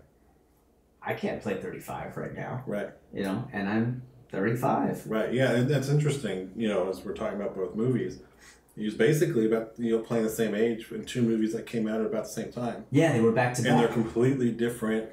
You get a completely different feel from both characters. You're the right. guy who's on the precipice of, fearing middle age, becoming his father in Field of Dreams. Sure. To the guy who's at the end of his ropes playing a kid's game. Yeah. As a profession. It's almost like in Bull Durham, you almost feel like he's approaching 40 or something like that. Mm-hmm. And yet, Bull Durham came out in 88. Field of Dreams came out in 89. Right. And yet, he plays a 35-year-old in Field of Dreams. Mm-hmm. Whereas he was born in 1955. Right. So in actuality, he was, when he filmed, let's give the over-under at 1.5 years right. each. So if he filmed Bull Durham first, for argument's sake, he would have been 32, 33. So he's younger than the characters he's playing anyway. Mm-hmm. Whereas I play characters I'm older than the characters that I play. Right. It's just genetics and how you look. Mm-hmm. That's all that matters is what do you actually look like. Right. Yeah, and then how can you work with that look? Mm-hmm. Which I think I said, for things that came out about the same time, him being about the same age. Like I said, I think he portrays two guys in two different times of their life. Mm-hmm. Because they're in completely different worlds. The spectator versus the athlete. Yeah. 32 years old playing a 35 and a 40-year-old. And continuing to play those characters probably until he's 50. Mm-hmm. Well, because then, what was it, about 10 years later when they did For Love of the Game? Something Is it? Yeah. Somewhere around there. And I mean, he's probably like 45 or so when he did The Bodyguard. And he's supposed to be portraying somebody that's around 40 years old. So he kind of, again, he just stayed in that pocket for as long as you could. And yeah, I think you just every now and then you need the guy that just feels older than you, I guess. Yeah. He feels like the adult who's been through the stuff. Mm-hmm. He's rounded the bases. I mean, he's why, with the weird age disparities you get in Hollywood, is you yourself grow old and you wonder, like, have I gotten there yet? Like, I don't feel that old. Yeah. Or I feel too young because my high schoolers don't look 33. Exactly. What I mean? So yeah, sometimes you just that works. It makes me wonder stories. what characters I'm going to get to play. Because at the same time, you have the mindset of a 35-year-old, a 40-year-old, and yet you're playing a 20-year-old, 25-year-old, whatever it is. And in reality, you would love to play your age because that's the age that you understand and you associate with the most at that time in your life. Right. And unfortunately, that's not the case. But that's where character building comes in, I guess. I get, yeah. So they tell me. But Field of Dreams, like I said, came out in 1989. As we said earlier, people, this is a double header. Completely different type of movie. Field of Dreams is a movie about Kevin Costner, and he plays Ray Kinsella. He grew up with baseball. His father was a baseball player turned blue-collar worker. Unfortunately, his mother passed away when he was 3 years old. Mm-hmm. His dad did the best he could. However, during those times, fathers were made to be providers and very strong-handed. They weren't made to be nurturing, you might say. And therefore, there was a lot of disconnect between him and his father. Right. So much so that they did not get along later in life. Mm-hmm. And you know the saying that goes, I thought I was so smart as a kid. Uh-huh. And it was interesting. What is it? It's like, I'm surprised how much my parents learned as I got older, or something like that. To be like, when you grow older, you grow wiser. Yeah, for and you sure. understand their situation. It's such a powerful thing at the beginning of his story. And one of the first interactions, he has with his wife, when he's talking about his father, and he's like, he's to paraphrase, he's like, I hated him because he grew old, and so that disconnect they had just split even farther. Yep. To the point that he is a dumb kid, went his separate way, and then he regretted that decision later in life. Yeah, when he was like 17 years old, he told him, he was like, how can I respect a man whose hero is a criminal? Mm-hmm. And yet, they even asked him, he's like, but you knew that he wasn't a criminal. Right. Why did you say that? Yeah, talking about Joe Jackson. Because I was 17. saying. And because, it's a story of... Because I wanted to hurt my father. Right. He knew what was going to cut deep. Yeah. And it's an understated, really complex story and theme about, the hero's journey and the loss of heroes that you have, with your father. I read this article years ago that was fantastic. That was like the complex emotions this guy felt when he was growing up, playing catch with his dad, when he realized he could outdo his dad. You kind of, as a kid, you maybe kind of have that feeling of, like, I get to beat my sibling, my older sibling. Sure, yeah. I won one, or, I get to beat my dad, because that's the pinnacle. And then you get to a point when you realize your parents or your older siblings are heroes or human. Yeah. To this day, I've only beaten my oldest brother at one game, and that happens to be basketball because it's my best game. Mm-hmm. But he's always been a better athlete, all around better athlete, and it's kind of like it's a huge hit to you because I've always, not to toot my own horn, but I've always been among the best athletes in whatever school that I've gone to. And to know that there's that one person that is better than you, it just gets you sometimes. It's a hard pill to swallow. It is. I mean, so that's what is... There's so many levels to it because, he's dealing with the loss of heroism or the idealistic vision he had of his father when he was younger, and that forced him to go to school across the country to Berkeley just to be as far away as possible. Sure. which pairs so well with just like the story and the imagery of Shoeless Joe. Yeah. Who was the hero of the nation before there was a Babe Ruth that people really knew about. Mm-hmm. And then, this whole Such fall a great to name, Shoeless Joe Jackson. It's great. It's fantastic. I wish they'd come out with more names. They don't give baseball players nicknames like that too much anymore. They don't. They need to. MLB, can you please bring that back? They do Player Weekend, which is fun. They've started doing that. Okay. Like later in the season. Okay. Where they do like fun hip jerseys, and then the players can pick a nickname that goes on the back of their jersey. Nice. And it's fun. There's a pitcher. I think he's still with Arizona. I don't remember where he's maybe signed this year. I think Brad Boxberger. Okay. On the back of his jersey, it was the emoji for a box and a burger. That's pretty good.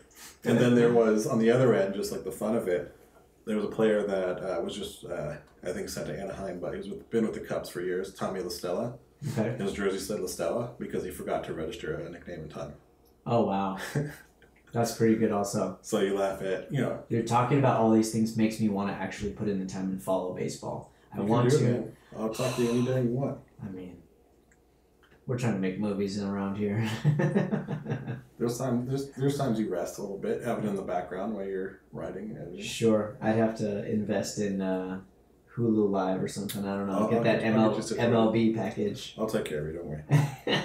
but going back to, so it's Shoeless Joe, hero, this American folk hero. Sure. Who's then disgraced and then fades into obscurity. Yeah. It's the same relationship that a lot of people have with Shoeless Joe. Mm-hmm. It's the relationship that he had with his, where he had with John. It's a very, very close parallel. And, I mean, a lot of this movie is based on the historical facts of the 1918 or the 1912? 1919. 1919 White Sox. And how Shoeless Joe, even though they say that he took the money, they can't claim that he threw the game because he did not do the errors. He didn't make mistakes in the game, and he only home run in series. Mm-hmm.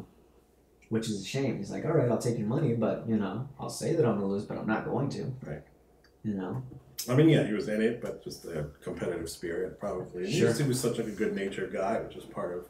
Yeah, absolutely. The mystique of this guy was he was so wholehearted, and everybody loved him. Like Babe Ruth and Ty Cobb loved him. Did they? Like one of the harder personalities in baseball. Thought he was one of the greatest. Yeah, and they mentioned him in here. They do. They said that Ty Cobb, which is like a. He wanted to play, but none of us could stand him when we were alive, so we told him to stick it. which is funny considering they were really good friends. Were they in real life? In real life, yeah. What are you not a historian on, Ken? Because you're a film historian, you're a music historian, you're now a baseball historian. Canadian history, probably. Minus the Expos and the Blue Jays. One of the I guess that Ty Cobb generally hated Babe Ruth for the most part because Babe Ruth twirled around and made a spectacle of it. And Ty Cobb was like a gamer. Sure. It was a serious business. He didn't have fun. It wasn't a game. I got that. But he loved Shoeless Joe because Joe Jackson was such a natural talent. Uh-huh. So later in life, because Joe Jackson went on to play in independent leagues. Yeah. He was working at a bar restaurant, and Ty Cobb stopped in because he was just passing through wherever it was. I don't remember. Okay. And he recognized him, and Joe Jackson doesn't acknowledge Ty Cobb. That is Ty Cobb. I think Ty Cobb's retired at this time. Mm-hmm. So Ty Cobb says to him, "Don't you recognize me?" And he goes, "Of course, Ty. I didn't think anyone wanted to be recognized by me." Oh, wow. Like he thought, he figured he just wanted to be forgotten because that's what the public did to him. So he tried to fade away. Yeah, that's a damn shame. Man, that's a damn shame. Mm-hmm. And it makes you wonder what kind of situation that really was. What kind of conversation was it that happened with this team? Whether their lives were threatened, or whether it was just a giant payoff, or whether Joe Jackson actually went along because he had to, because the rest of the team was already all in. That's the thing that now we look back at it and we have a different perspective now that we're looking at the stats and being like, well, it's hard to say Joe did anything bad. Yeah. It's obvious that other guys had games they normally wouldn't have had, but he was fine. there's a complexity to it. Yeah, for sure. That And they made a we're movie now- about this. It is It's Eight Men Eight Men Out. It was a fun movie, but John Cusack. yeah. But yeah, the complexity of that story, because they were treated so terribly by an owner before there was as many regulations as we have now. Mm-hmm. And baseball players were, for lack of a better word, they were servants to their owners because they own their contracts completely unless they just stop playing. Sure. Free agency didn't come till the 70s when players had control over their careers. So all the way through then, it was just you were owned. Kind of like the old studio system. Yet, to make that relation to movies. Absolutely. At the same time, they had the right to trade you. They could do whatever they wanted. They could trade you. They could sell you to another team. Quick side but story. But you couldn't leave on your own. Right. Quick side story, baseball story, is it was the A's, the old Athletics. They were in Philadelphia before they were in Oakland. What they would do is they would field the best team possible for half a season, and then they would sell everybody off before the trade deadline. Because you made more, they would make all the money they needed to be profitable in the first half by winning. But if they won the World Series, they'd have to pay bonuses, they'd have to pay incentives. Oh, those fuckers. Yeah. Wait, how do you explain Ricky Henderson then? No, this was weird. This was years before. This is like the 1920s and before. One of my baseball cards that I still have to this day is Ricky Henderson. Legend. I have very few baseball and basketball cards left, but I still have Ricky Henderson. One of the best ever. Yeah. And I think analytics is helping us understand how much better he was than everybody else. Yeah, absolutely. Yeah. But that, like I said, that's the story of baseball. It's a story of heroes. It's a story of misers. It's a story of cheating. Yeah. It's a story of we love our cheaters and we hate them when they do us bad. Yeah. You're breaking my heart right now, kid. That's why it's the American pastime. It encompasses everybody. Everybody has a chance to be loved, right? Some of the greatest pitchers in the Hall of Fame, wrote books about them cheating the game with spitballs and stuff like that. And they've revealed how they've done it, but they're already in the Hall of Fame, so they're immortal. Can't take them out. And we can never respect A-Rod and Barry Bonds and Clemens for cheating during a time when everybody was cheating. Yeah. So it's complex. It's a complex history, just like the American story, just like the relationships between generations, which is what we have in Field of Dreams. Yeah, I remember all of that. And then during their runs, during Mark McGuire's run, who was the other one? Sammy Sosa's run. Yeah, everybody was paying attention to what was going on back then. Absolutely, everybody. Right. I wasn't even following baseball, but it was it was surrounding you. Right. Granted, I worked at the mall, which was down the street from Angel Stadium at the time. Yeah. But everybody was following what was going on because it was history. It was good. You were business. watching history being made. Yeah. You had those stupid rally monkeys. And yeah, they still got them. They still got the rally monkeys. Still there. I'm going to a game the week after next. So wow. Still there. I'd love to see a game with you. That'd be fun. We'll go this year for sure. Yeah, let's do that. But yeah, so my question to you about this movie is: has your perspective changed on this movie since you were younger to now? I understand it a lot better now. Right. I appreciate it a lot more now. Different characters affect me now versus when I first saw it. So I will say that watching this movie now and seeing what happens to Moonlight, right? Watching him play as a kid, watching him step off that field, and knowing that he can't go back, knowing that he served a higher purpose by being this doctor and helping all these people. It really resonates with me now. Right. If any character has changed for me, it's Moonlight Graham. I see that. And I love, truth be told, as I get older, that's the type of old man that I aspire to be. I want to be that guy that's always put together, always in a suit. He's got his paperboy hat, and I've got 7 of them right now. I've got a collection.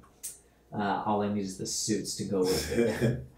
But just his mannerisms, he's got that great monologue about what would he do if he had, one last day, if he had that golden ticket, Yep. and he says exactly what he would do. And you watch him romanticize the idea of staring down a big league pitcher and giving him a wink like you know something that he doesn't.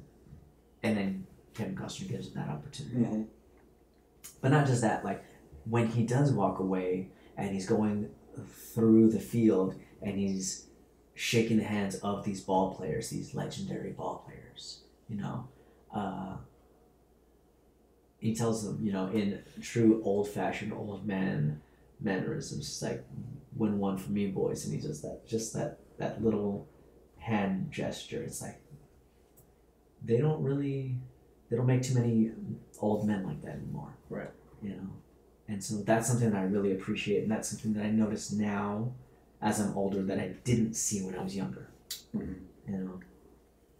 And it does break my heart when Ray Liotta, aka Shoeless Joe Jackson, calls him back and he's like, "Hey rookie, you were good."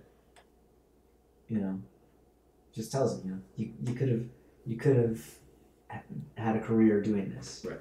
You know, and that's just, it fills you up inside to hear that. Mm-hmm. You know, especially as former ball players. Right. That's all you ever want to hear is you had what it took. Mm-hmm. You know, as an athlete, that's all you really want to know is you had what it took, even if And you I didn't think, do it. I think there's so much to legacy, and legacy is a big theme of baseball, a big theme of this movie. I think there's so much to legacy over a lifetime that gets wrapped in validation. I gotcha. Because game time will pass you by. Keep going. So like, where do you fit in the crux of it? The beautiful thing about baseball is you're in a book somewhere. Yeah. Statistics that you did this. If you make it to the major leagues, you're in the records that you played this many games, even if it's half an inning. Yeah, that's the interesting thing about Moonlight Crown. And it's tough. Never even went up to bat. Right. Oh. Yeah. So I mean, that's the smallest blip in the records book. Because there's nothing really for you to do in the inning if you're not batting, if you're not making a play. Sure. So technically, that's as close as you can get to tasting it without doing it. Yeah, absolutely. And so I think for anything, no matter what you do, I think there's something special and gratifying about just a validation of your life choices. Yeah. And when you get to the end, and we see that in other movies, like Saving Private Ryan. Right? When Matt Damon is the present day iteration of himself, breaks down and is asking his wife, like, did he live a good life? Yeah. Did he earn everything that he got, from surviving? Yeah. I think you see that time and time again. I think that's something that, resonates a lot more when you get older. Sure. I can appreciate that. I watched this yesterday again with a good friend of mine. Field of Dreams? Field of Dreams, put it on. Yeah. To go through it. And before you get into that story, I do want to acknowledge that Mr. Seth Rogers was supposed to be here, and he was preparing. He was very excited about being here. Unfortunately, living in the life as an actor, things call you away. Good problem. And so, Seth, we love you. We miss you. We wish you were here, but you will be on another episode, and we'll talk baseball one of these times. Definitely, we got to get him back for. Yeah, he was excited. He was watching maybe. Bull Durham. He was watching Field of Dreams. Yeah. He was ready for us. We'll get him back for another baseball movie. Yeah, for sure. In the outfield. Yeah. There you go, Joseph Gordon-Levitt. Yeah. I mean, he's a Texan. So is there a couple baseball movies set in Texas? Texas, Is there one about Nolan Ryan? Maybe. No, there should be. There should be. That'd be interesting. There was I watched a documentary recently saying that calculating everything from beginning to end of baseball, he is the fastest pitcher in history. Most likely, yeah. That's insane. Crazy. Absolutely insane.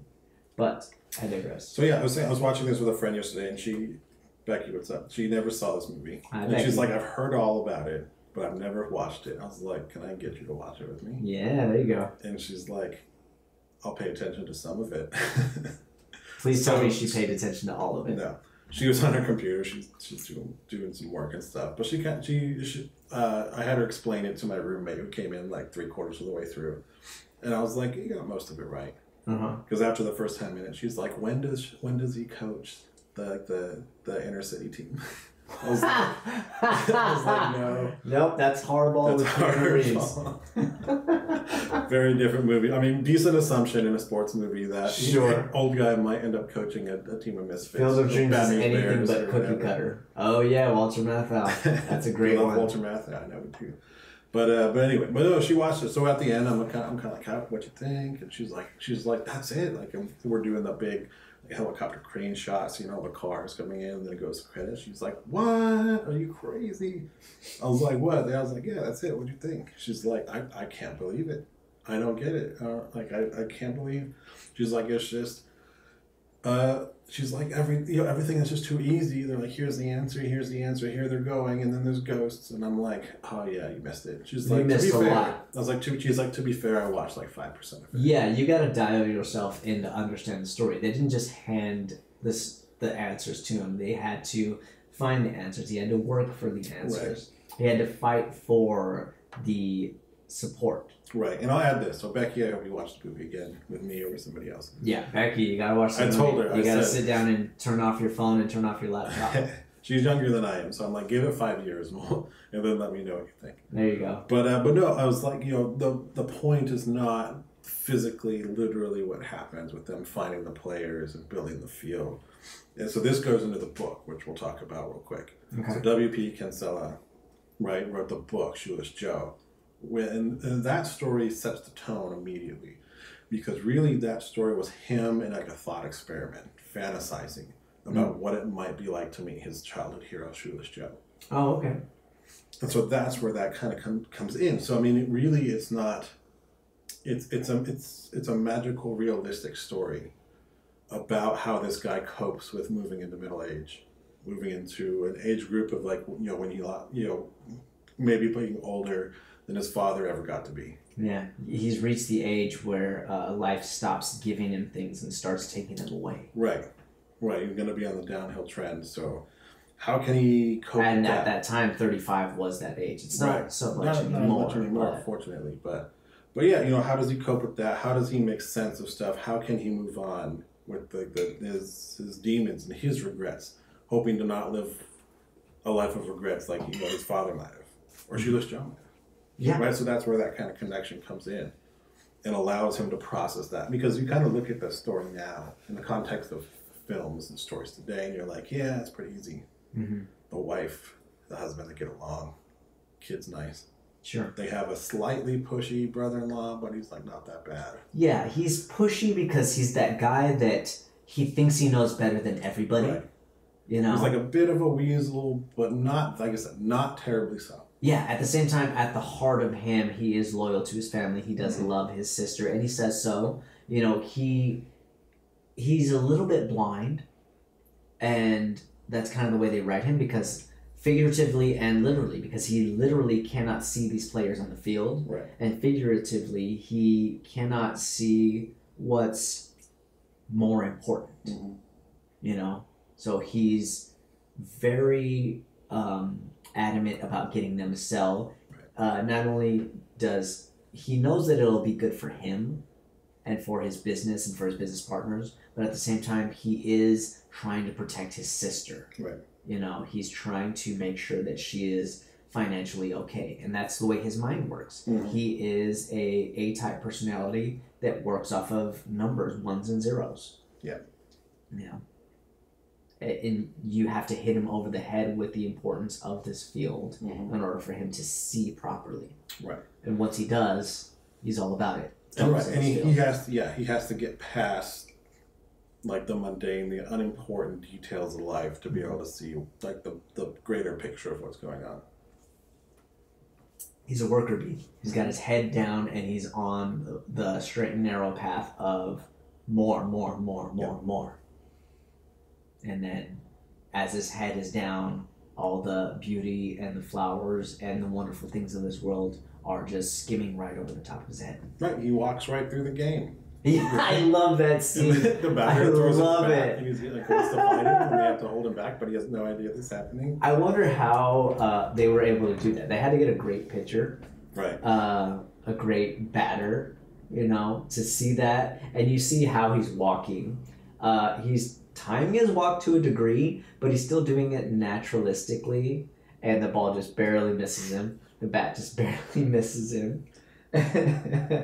And I get that the batter is angry because he blocks his line of vision. Yeah, see, you get, what is it? You get about like 2.5 tenths a second or something like that. Something like to that. be able to make a decision to hit a ball, a baseball. Yep, exactly. So that's it's nothing. Not a lot of time. It's less than a blink of an eye. When this guy's brother-in-law is walking through the field. You mother. But yeah, so like I said, to the point I was explaining to my friend, it's something I think, you come to understand. It's just, you understand the greater point, because it's more than the game, which I think is an important part of baseball movies. Yeah.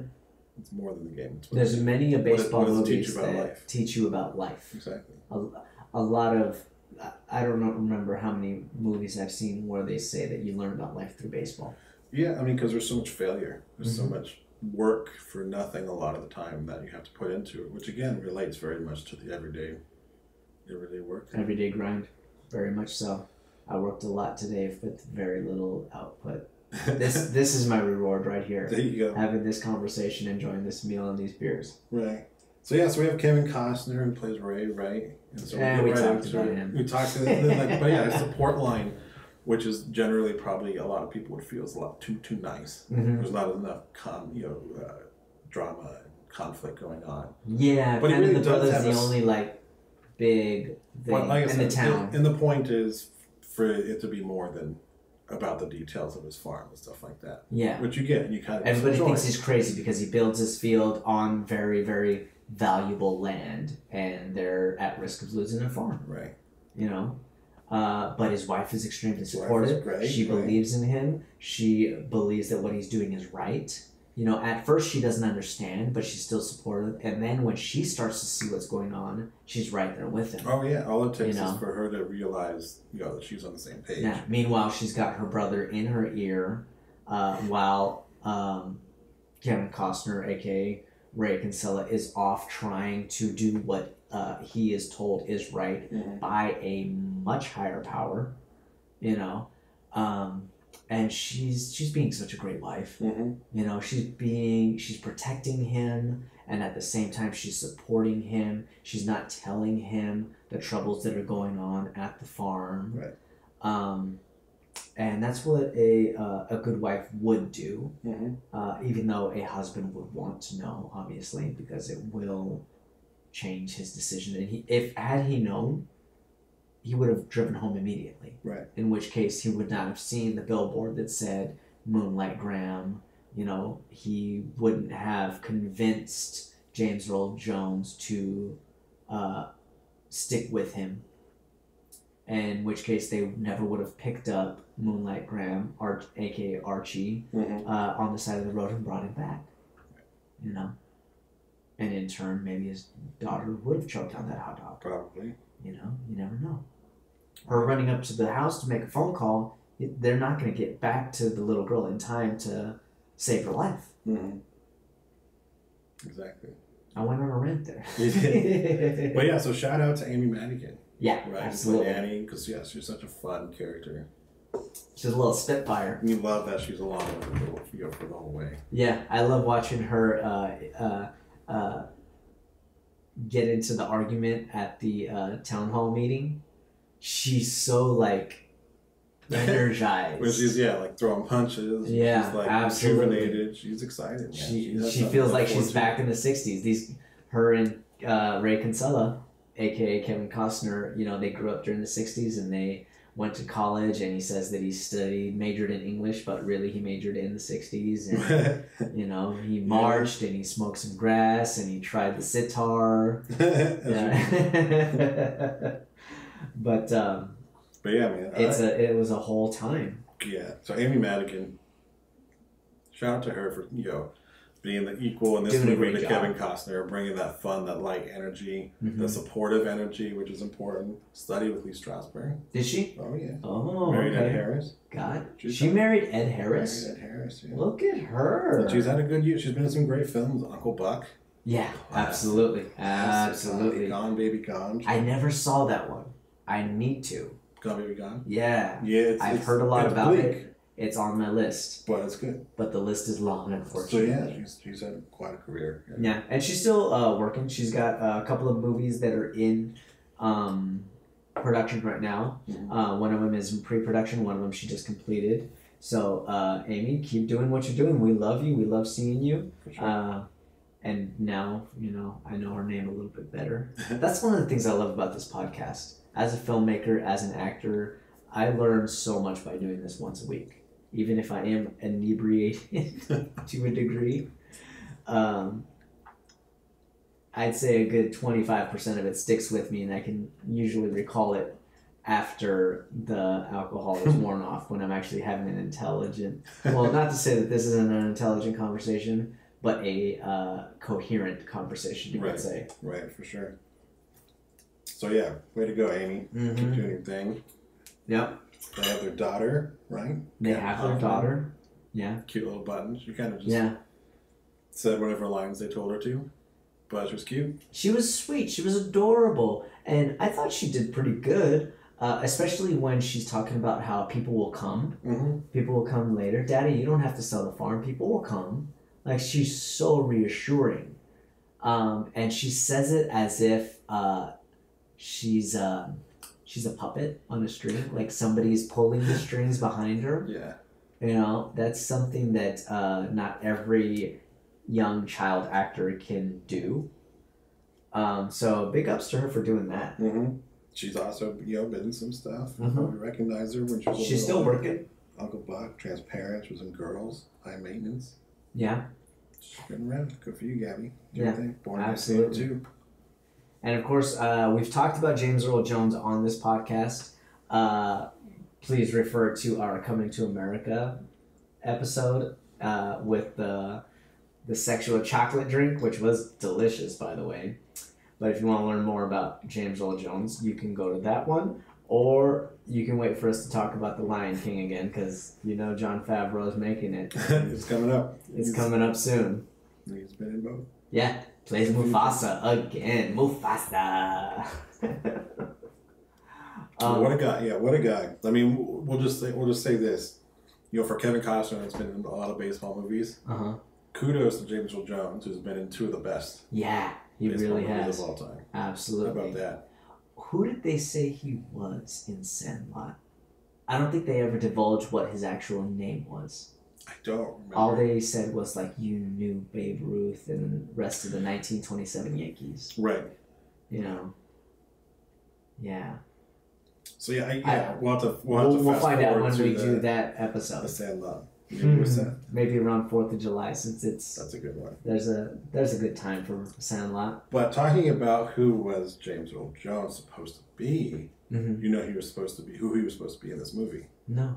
So in the original book that we talked about, Shoeless Joe, he's talking about his childhood hero, Shoeless Joe Jackson, and then he goes on just this rant.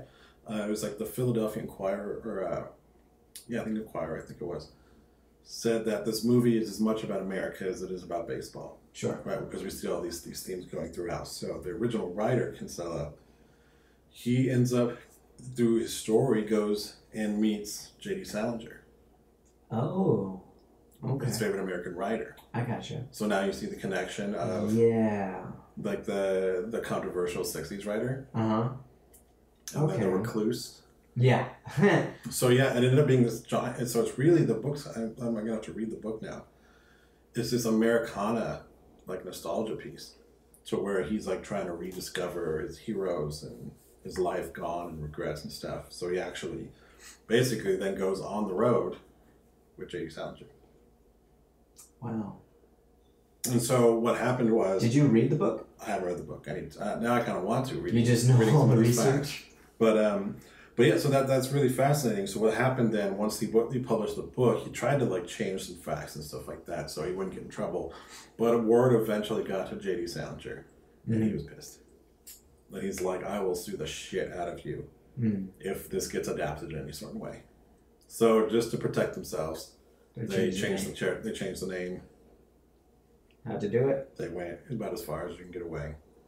But also being as amazing as you can get. Yeah. to give this guy. You still Again, amazing. It still gets tied a little bit back to J.D. Salinger. So yeah, so you still have an author, but that's where they changed it to Terrence Mann. But that explains that whole storyline with him being the writer. Absolutely. And like that Americana tie and stuff like that. I love that. And yet he can't really sue him. Right. And so yeah, so I think that's the voice of, you know, the writer of the book and the writer of the movie. Mm-hmm. Wondering then again what happens to your heroes when they leave. Because I think there's not as much, I mean, people can correct me if I'm wrong as far as Salinger goes, but there's not as much of that story for the end of Salinger's life. Ah, I see. They just released a bunch of his manuscripts, I think. Did they? In the last couple of years. Oh. Like unread manuscripts that were locked away for after there was like a date that they had to satisfy, and then they opened them all up. So they're publishing all this stuff? I think so, yeah. Oh. But anyway, but yeah, you wonder what happens to your heroes when they go away. So I think that was kind of his thought process in bringing J.D. Salinger, which in the movie becomes Terrence Mann, into the story. Gotcha. What did you think of Ray Liotta in this movie? He's fine. Playing Shoeless Joe. He does a good job. Yeah, I think he does a good job as far as playing the character. He's a little stone-faced to a degree, but he's hardened by the circumstances. You know, so I thought that was great. Yeah, I thought, you know, the ethereal kind of nature of it, I thought he did a fine job. Mm-hmm. Yeah, I don't think I would have known what else to ask for unless I saw it. A little more physicality, maybe. But the game was a little different back then. Right. So, to a degree. He's a guy from 30-something years ago, portraying a game from 100 years ago. Yeah, that's true. However, I would have liked to have seen a little bit more baseball. Mm-hmm. You know, like when they do that first encounter with him and Kevin Costner, and he's catching fly balls out there. The fly balls are a little easy for him. Right. I would say. I do love his line afterwards when he's pitching to him, and Kevin Costner's there and he's like, "Don't we need a catcher?" And he just immediately, he's looking down at the base and digging in. He's like, "Not if you get it close to the plate, we don't." That's such a great ball player line. It's a good old-timey line. Yeah, absolutely. But do you have any favorite baseball quotes? Any Yogiisms you like or something? Anything like that? From these movies or in general? In general. Or it could be from baseball movies. I will say I really do love what Nuke says in the interview during Bull Durham, where he's saying, you know, baseball is catching and hitting. You know, sometimes you get a hit, sometimes you make a catch, sometimes it rains. You know, it's such a great line.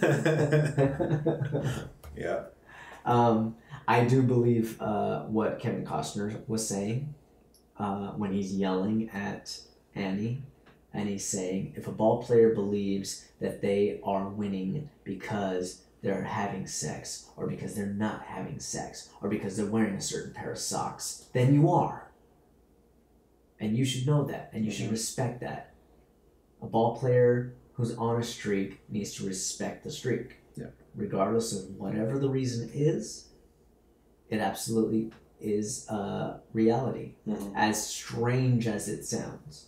You know, if in your head that's what's bringing you the confidence to make those plays, it's absolutely real. You've made it real for yourself. And I do believe that. I'm not super superstitious, but I do believe that if you fabricated a belief system in your head, you have to respect it. Mm-hmm. Yeah. Yeah, you gotta live by some rules, whatever they are. None of the great movie quotes are coming to me at the moment, but there have been some truly, truly great ones, especially in baseball movies.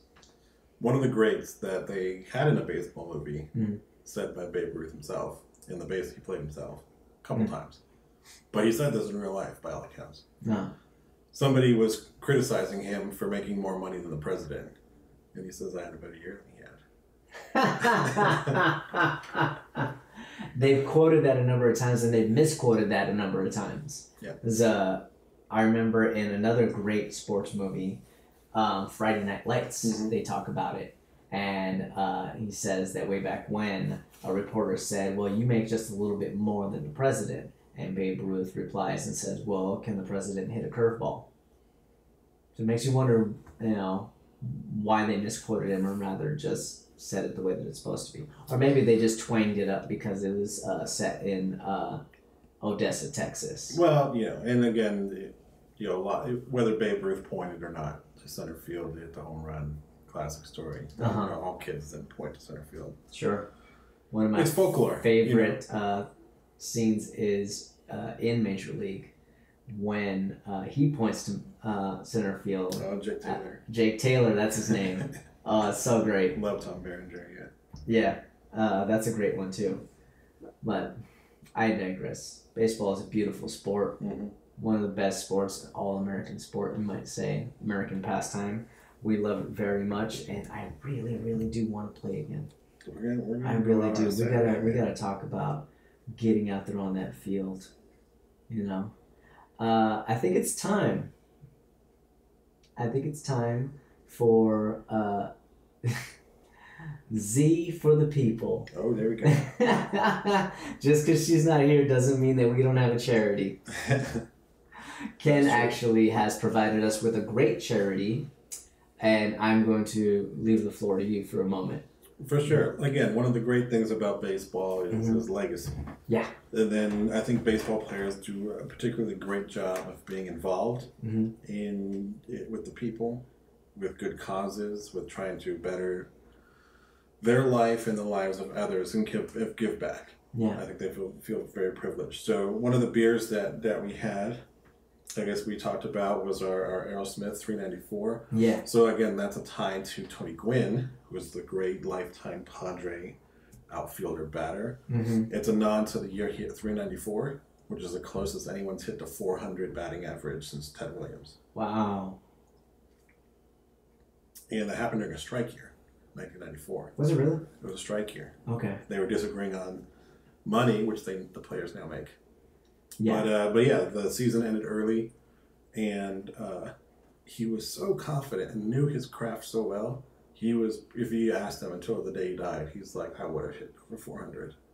Because there was just a handful of hits. If they didn't end early. Because, just a handful of hits more, which he very well was capable of getting, his average would have probably bumped up. Because he was up around and over 400 for a lot of the season. Man. But so our heroes have great legacies of talent. Yeah. When you look at him, you're like, when you look at the numbers, it's astonishing. Yeah. We just had Ichiro, one of the great ball players of all time, just retire. Yep. And he had a fantastic career. And I was explaining to him Tony Gwynn's career in comparison, for him to understand and see how Tony Gwynn's numbers were better in a lot of respects, just to be able to comprehend that. So our heroes do wonderful things, and our heroes are human as well. So we talked about it. Field of Dreams. Especially with baseball players. I don't know why, but there's something about baseball players that is more human than other sports, you might say. I think it's just the way that we can relate to them. And they're human in the moments when they're human. Yeah. And then we are awestruck in the moments when they do things we can't fathom. Those rare moments after a long day at the ballpark when something fantastic happens. It's hard to believe. So unfortunately, one of the vices of Tony Gwynn was he chewed tobacco. Yeah. And he just couldn't kick it. They tried, and he understood it was bad, and it was hurting his life. But an addiction is an addiction. An addiction is an addiction, no matter who you are, even for our great heroes. So he suffered from that. After he retired, he had to have surgery to remove part of his jaw around his lip. He went on to coach at San Diego State. I didn't know that. Yeah, pretty much. He pretty much had the job signed up for when they knew he was going to retire. That's where he went to school. He was a two-way player. Yeah. Played baseball and basketball. Was great at both. But so he suffered from that, and even after he had the surgery, cancer came back. Yeah. So he succumbed to that, unfortunately. Eventually, just a handful of years ago. And so after that, his family went on to become a beacon for awareness about tobacco and trying to change the culture of baseball. For everything there's good things in culture for baseball, there is some of those old ones that are bad. Some of those bad ones. Including chewing tobacco, So trying to replace that with bubble gum or whatever else you want to use. Yeah. Is Sugar-free Remember bubble gum. remember the Big League Chew? Oh yeah, absolutely. Load that bubble gum up in your mouth just to be like the big ball players. Mm-hmm. So yeah, so I didn't understand that at the time, but right. I loved Big League Chew. Yeah. Yeah. And Grape was my favorite. So his wife Alicia and his family, they went on to fight and sue kind of Big Tobacco. Not for they don't need money, but no. They wanted just the acknowledgement that they stuck with Tony Gwynn to try and keep him on the product. Yeah. And they should have known better, and that would have hopefully helped him get off of it. And so hopefully other people won't go by that way. So the Tony and Alicia Gwynn Foundation, they do a big 5K run every year. So if you're in San Diego, if you like to travel to do 5Ks, that is something you can go be a part of, or you can donate to them. And they have a website you can check out. And then similarly, they do a 5K. So his big thing was he hit the ball to the 5.5 hole. So the way they position their players by numbering them, 5.5 was between third base and shortstop. Yeah. And he was so good he could hit there on command. So they call it the 5.5 hole. I like that. So yeah, so they do a 5K every year in his honor, and then they continue to raise awareness for tobacco use. And then if you want to do something bigger, if you're not going to make it down to San Diego, Mickey Mantle we talked about a little bit. We did. He was another guy who was a hero that struggled and succumbed to a lot of his vices, where he he got hurt uncontrollably by injuries that hampered his career, dealing with the stress and stardom and what ifs led him to alcohol. And he struggled with that to the end of his life. And when he finally got clean right before he died, he turned a new leaf, and that was the happiest he ever was he overcame the problems he had. So he became a giant advocate for organ donors because he had to have I think it was a liver transplant. Oh, okay. So you can so that's he went and made a big speech, and like grown men cry. You talk about Mickey Mantle, people that grew up in that era. Mm-hmm. And so he made a big speech at the end of his life saying like, don't be like me. So you're a hero on TV saying, don't be me. Yeah. I wasn't that good of a person, but I can be now. And that's a beautiful redemption. Yeah, absolutely. That you get in the great American story, the great baseball story, the great sports stories. And so he lived, unfortunately, a very short time, but that short period of the rest of his life, he was a big advocate for trying to live healthy, be an organ donor. So you can also do that if you can check that out. If you have something you want to do maybe for other people, is you can be an organ donor. So you can go to like organdonor.gov and maybe sign up if you haven't, read all about it, because you can save someone else's life. I kind of want to do the 5K. And what a legacy. You're a San Diego native. Yeah. We can go down there, do a run, support Mr. Tony Gwynn. Right. So that's a great way to be a part of a legacy. Yeah. Is either, look up stuff about being an organ donor or help a cause to try and end tobacco addiction. Mm-hmm. So look it up, people. There you go. I'll see you down in San Diego. We'll head right down there, then we'll get tacos afterwards. Oh yeah, don't get me started on the food in San Diego. Absolutely wonderful. So before we get on to our movie for next week, if you guys enjoy our podcast, if you have any questions, comments, or suggestions of movies you'd like to hear, please email us at lightscameracocktail@gmail.com. We don't need the S. We don't need the S. It's fun not having the S. That can mean a lot of things. Yes, it can. Also, you can follow us on Facebook. We are now on YouTube. You can see Ken's beautiful face and Go Cubs, go. Not just his sultry voice on our YouTube channel, Lights Camera Cocktails. We're putting up full episodes as well as Instagram. If you like seeing just those little snippets of us after we're drunk and we do our scenes that we fumble over. Also, please rate us on iTunes. That actually helps us out a great deal. Lets other people know that we exist in the world.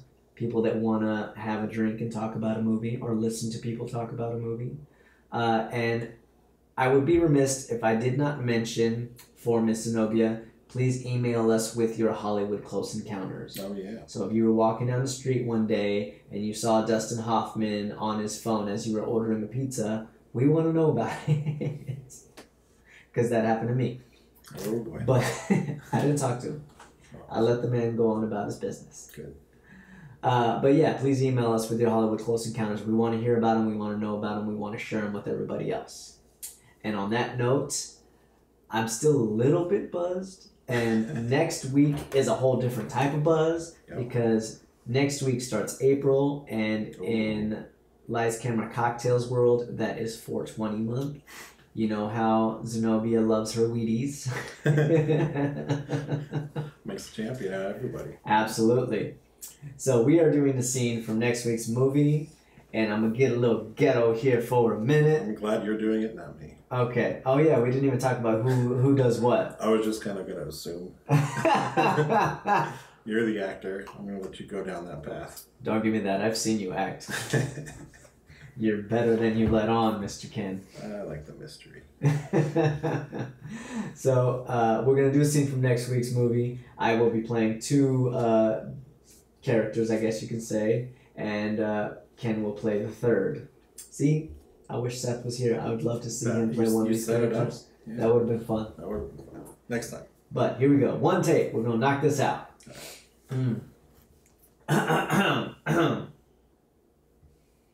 Hold on, I gotta hear the character's head in my voice. Let me figure out how he sounds.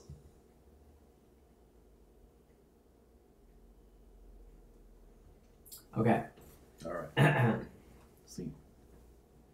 Well, all I want to do is develop my herbal in a real lab and get some head while I'm doing it.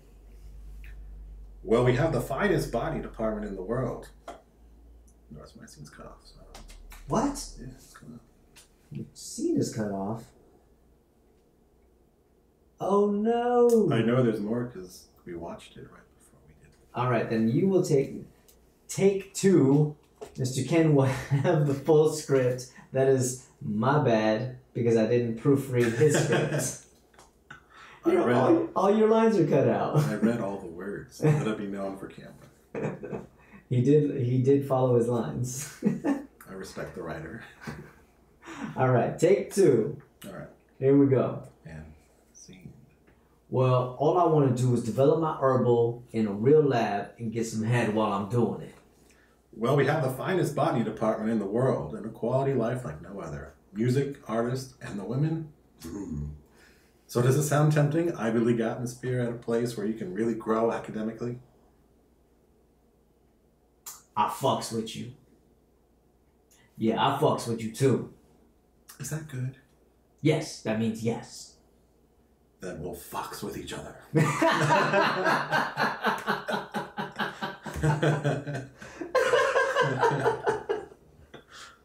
Yep. All right, people.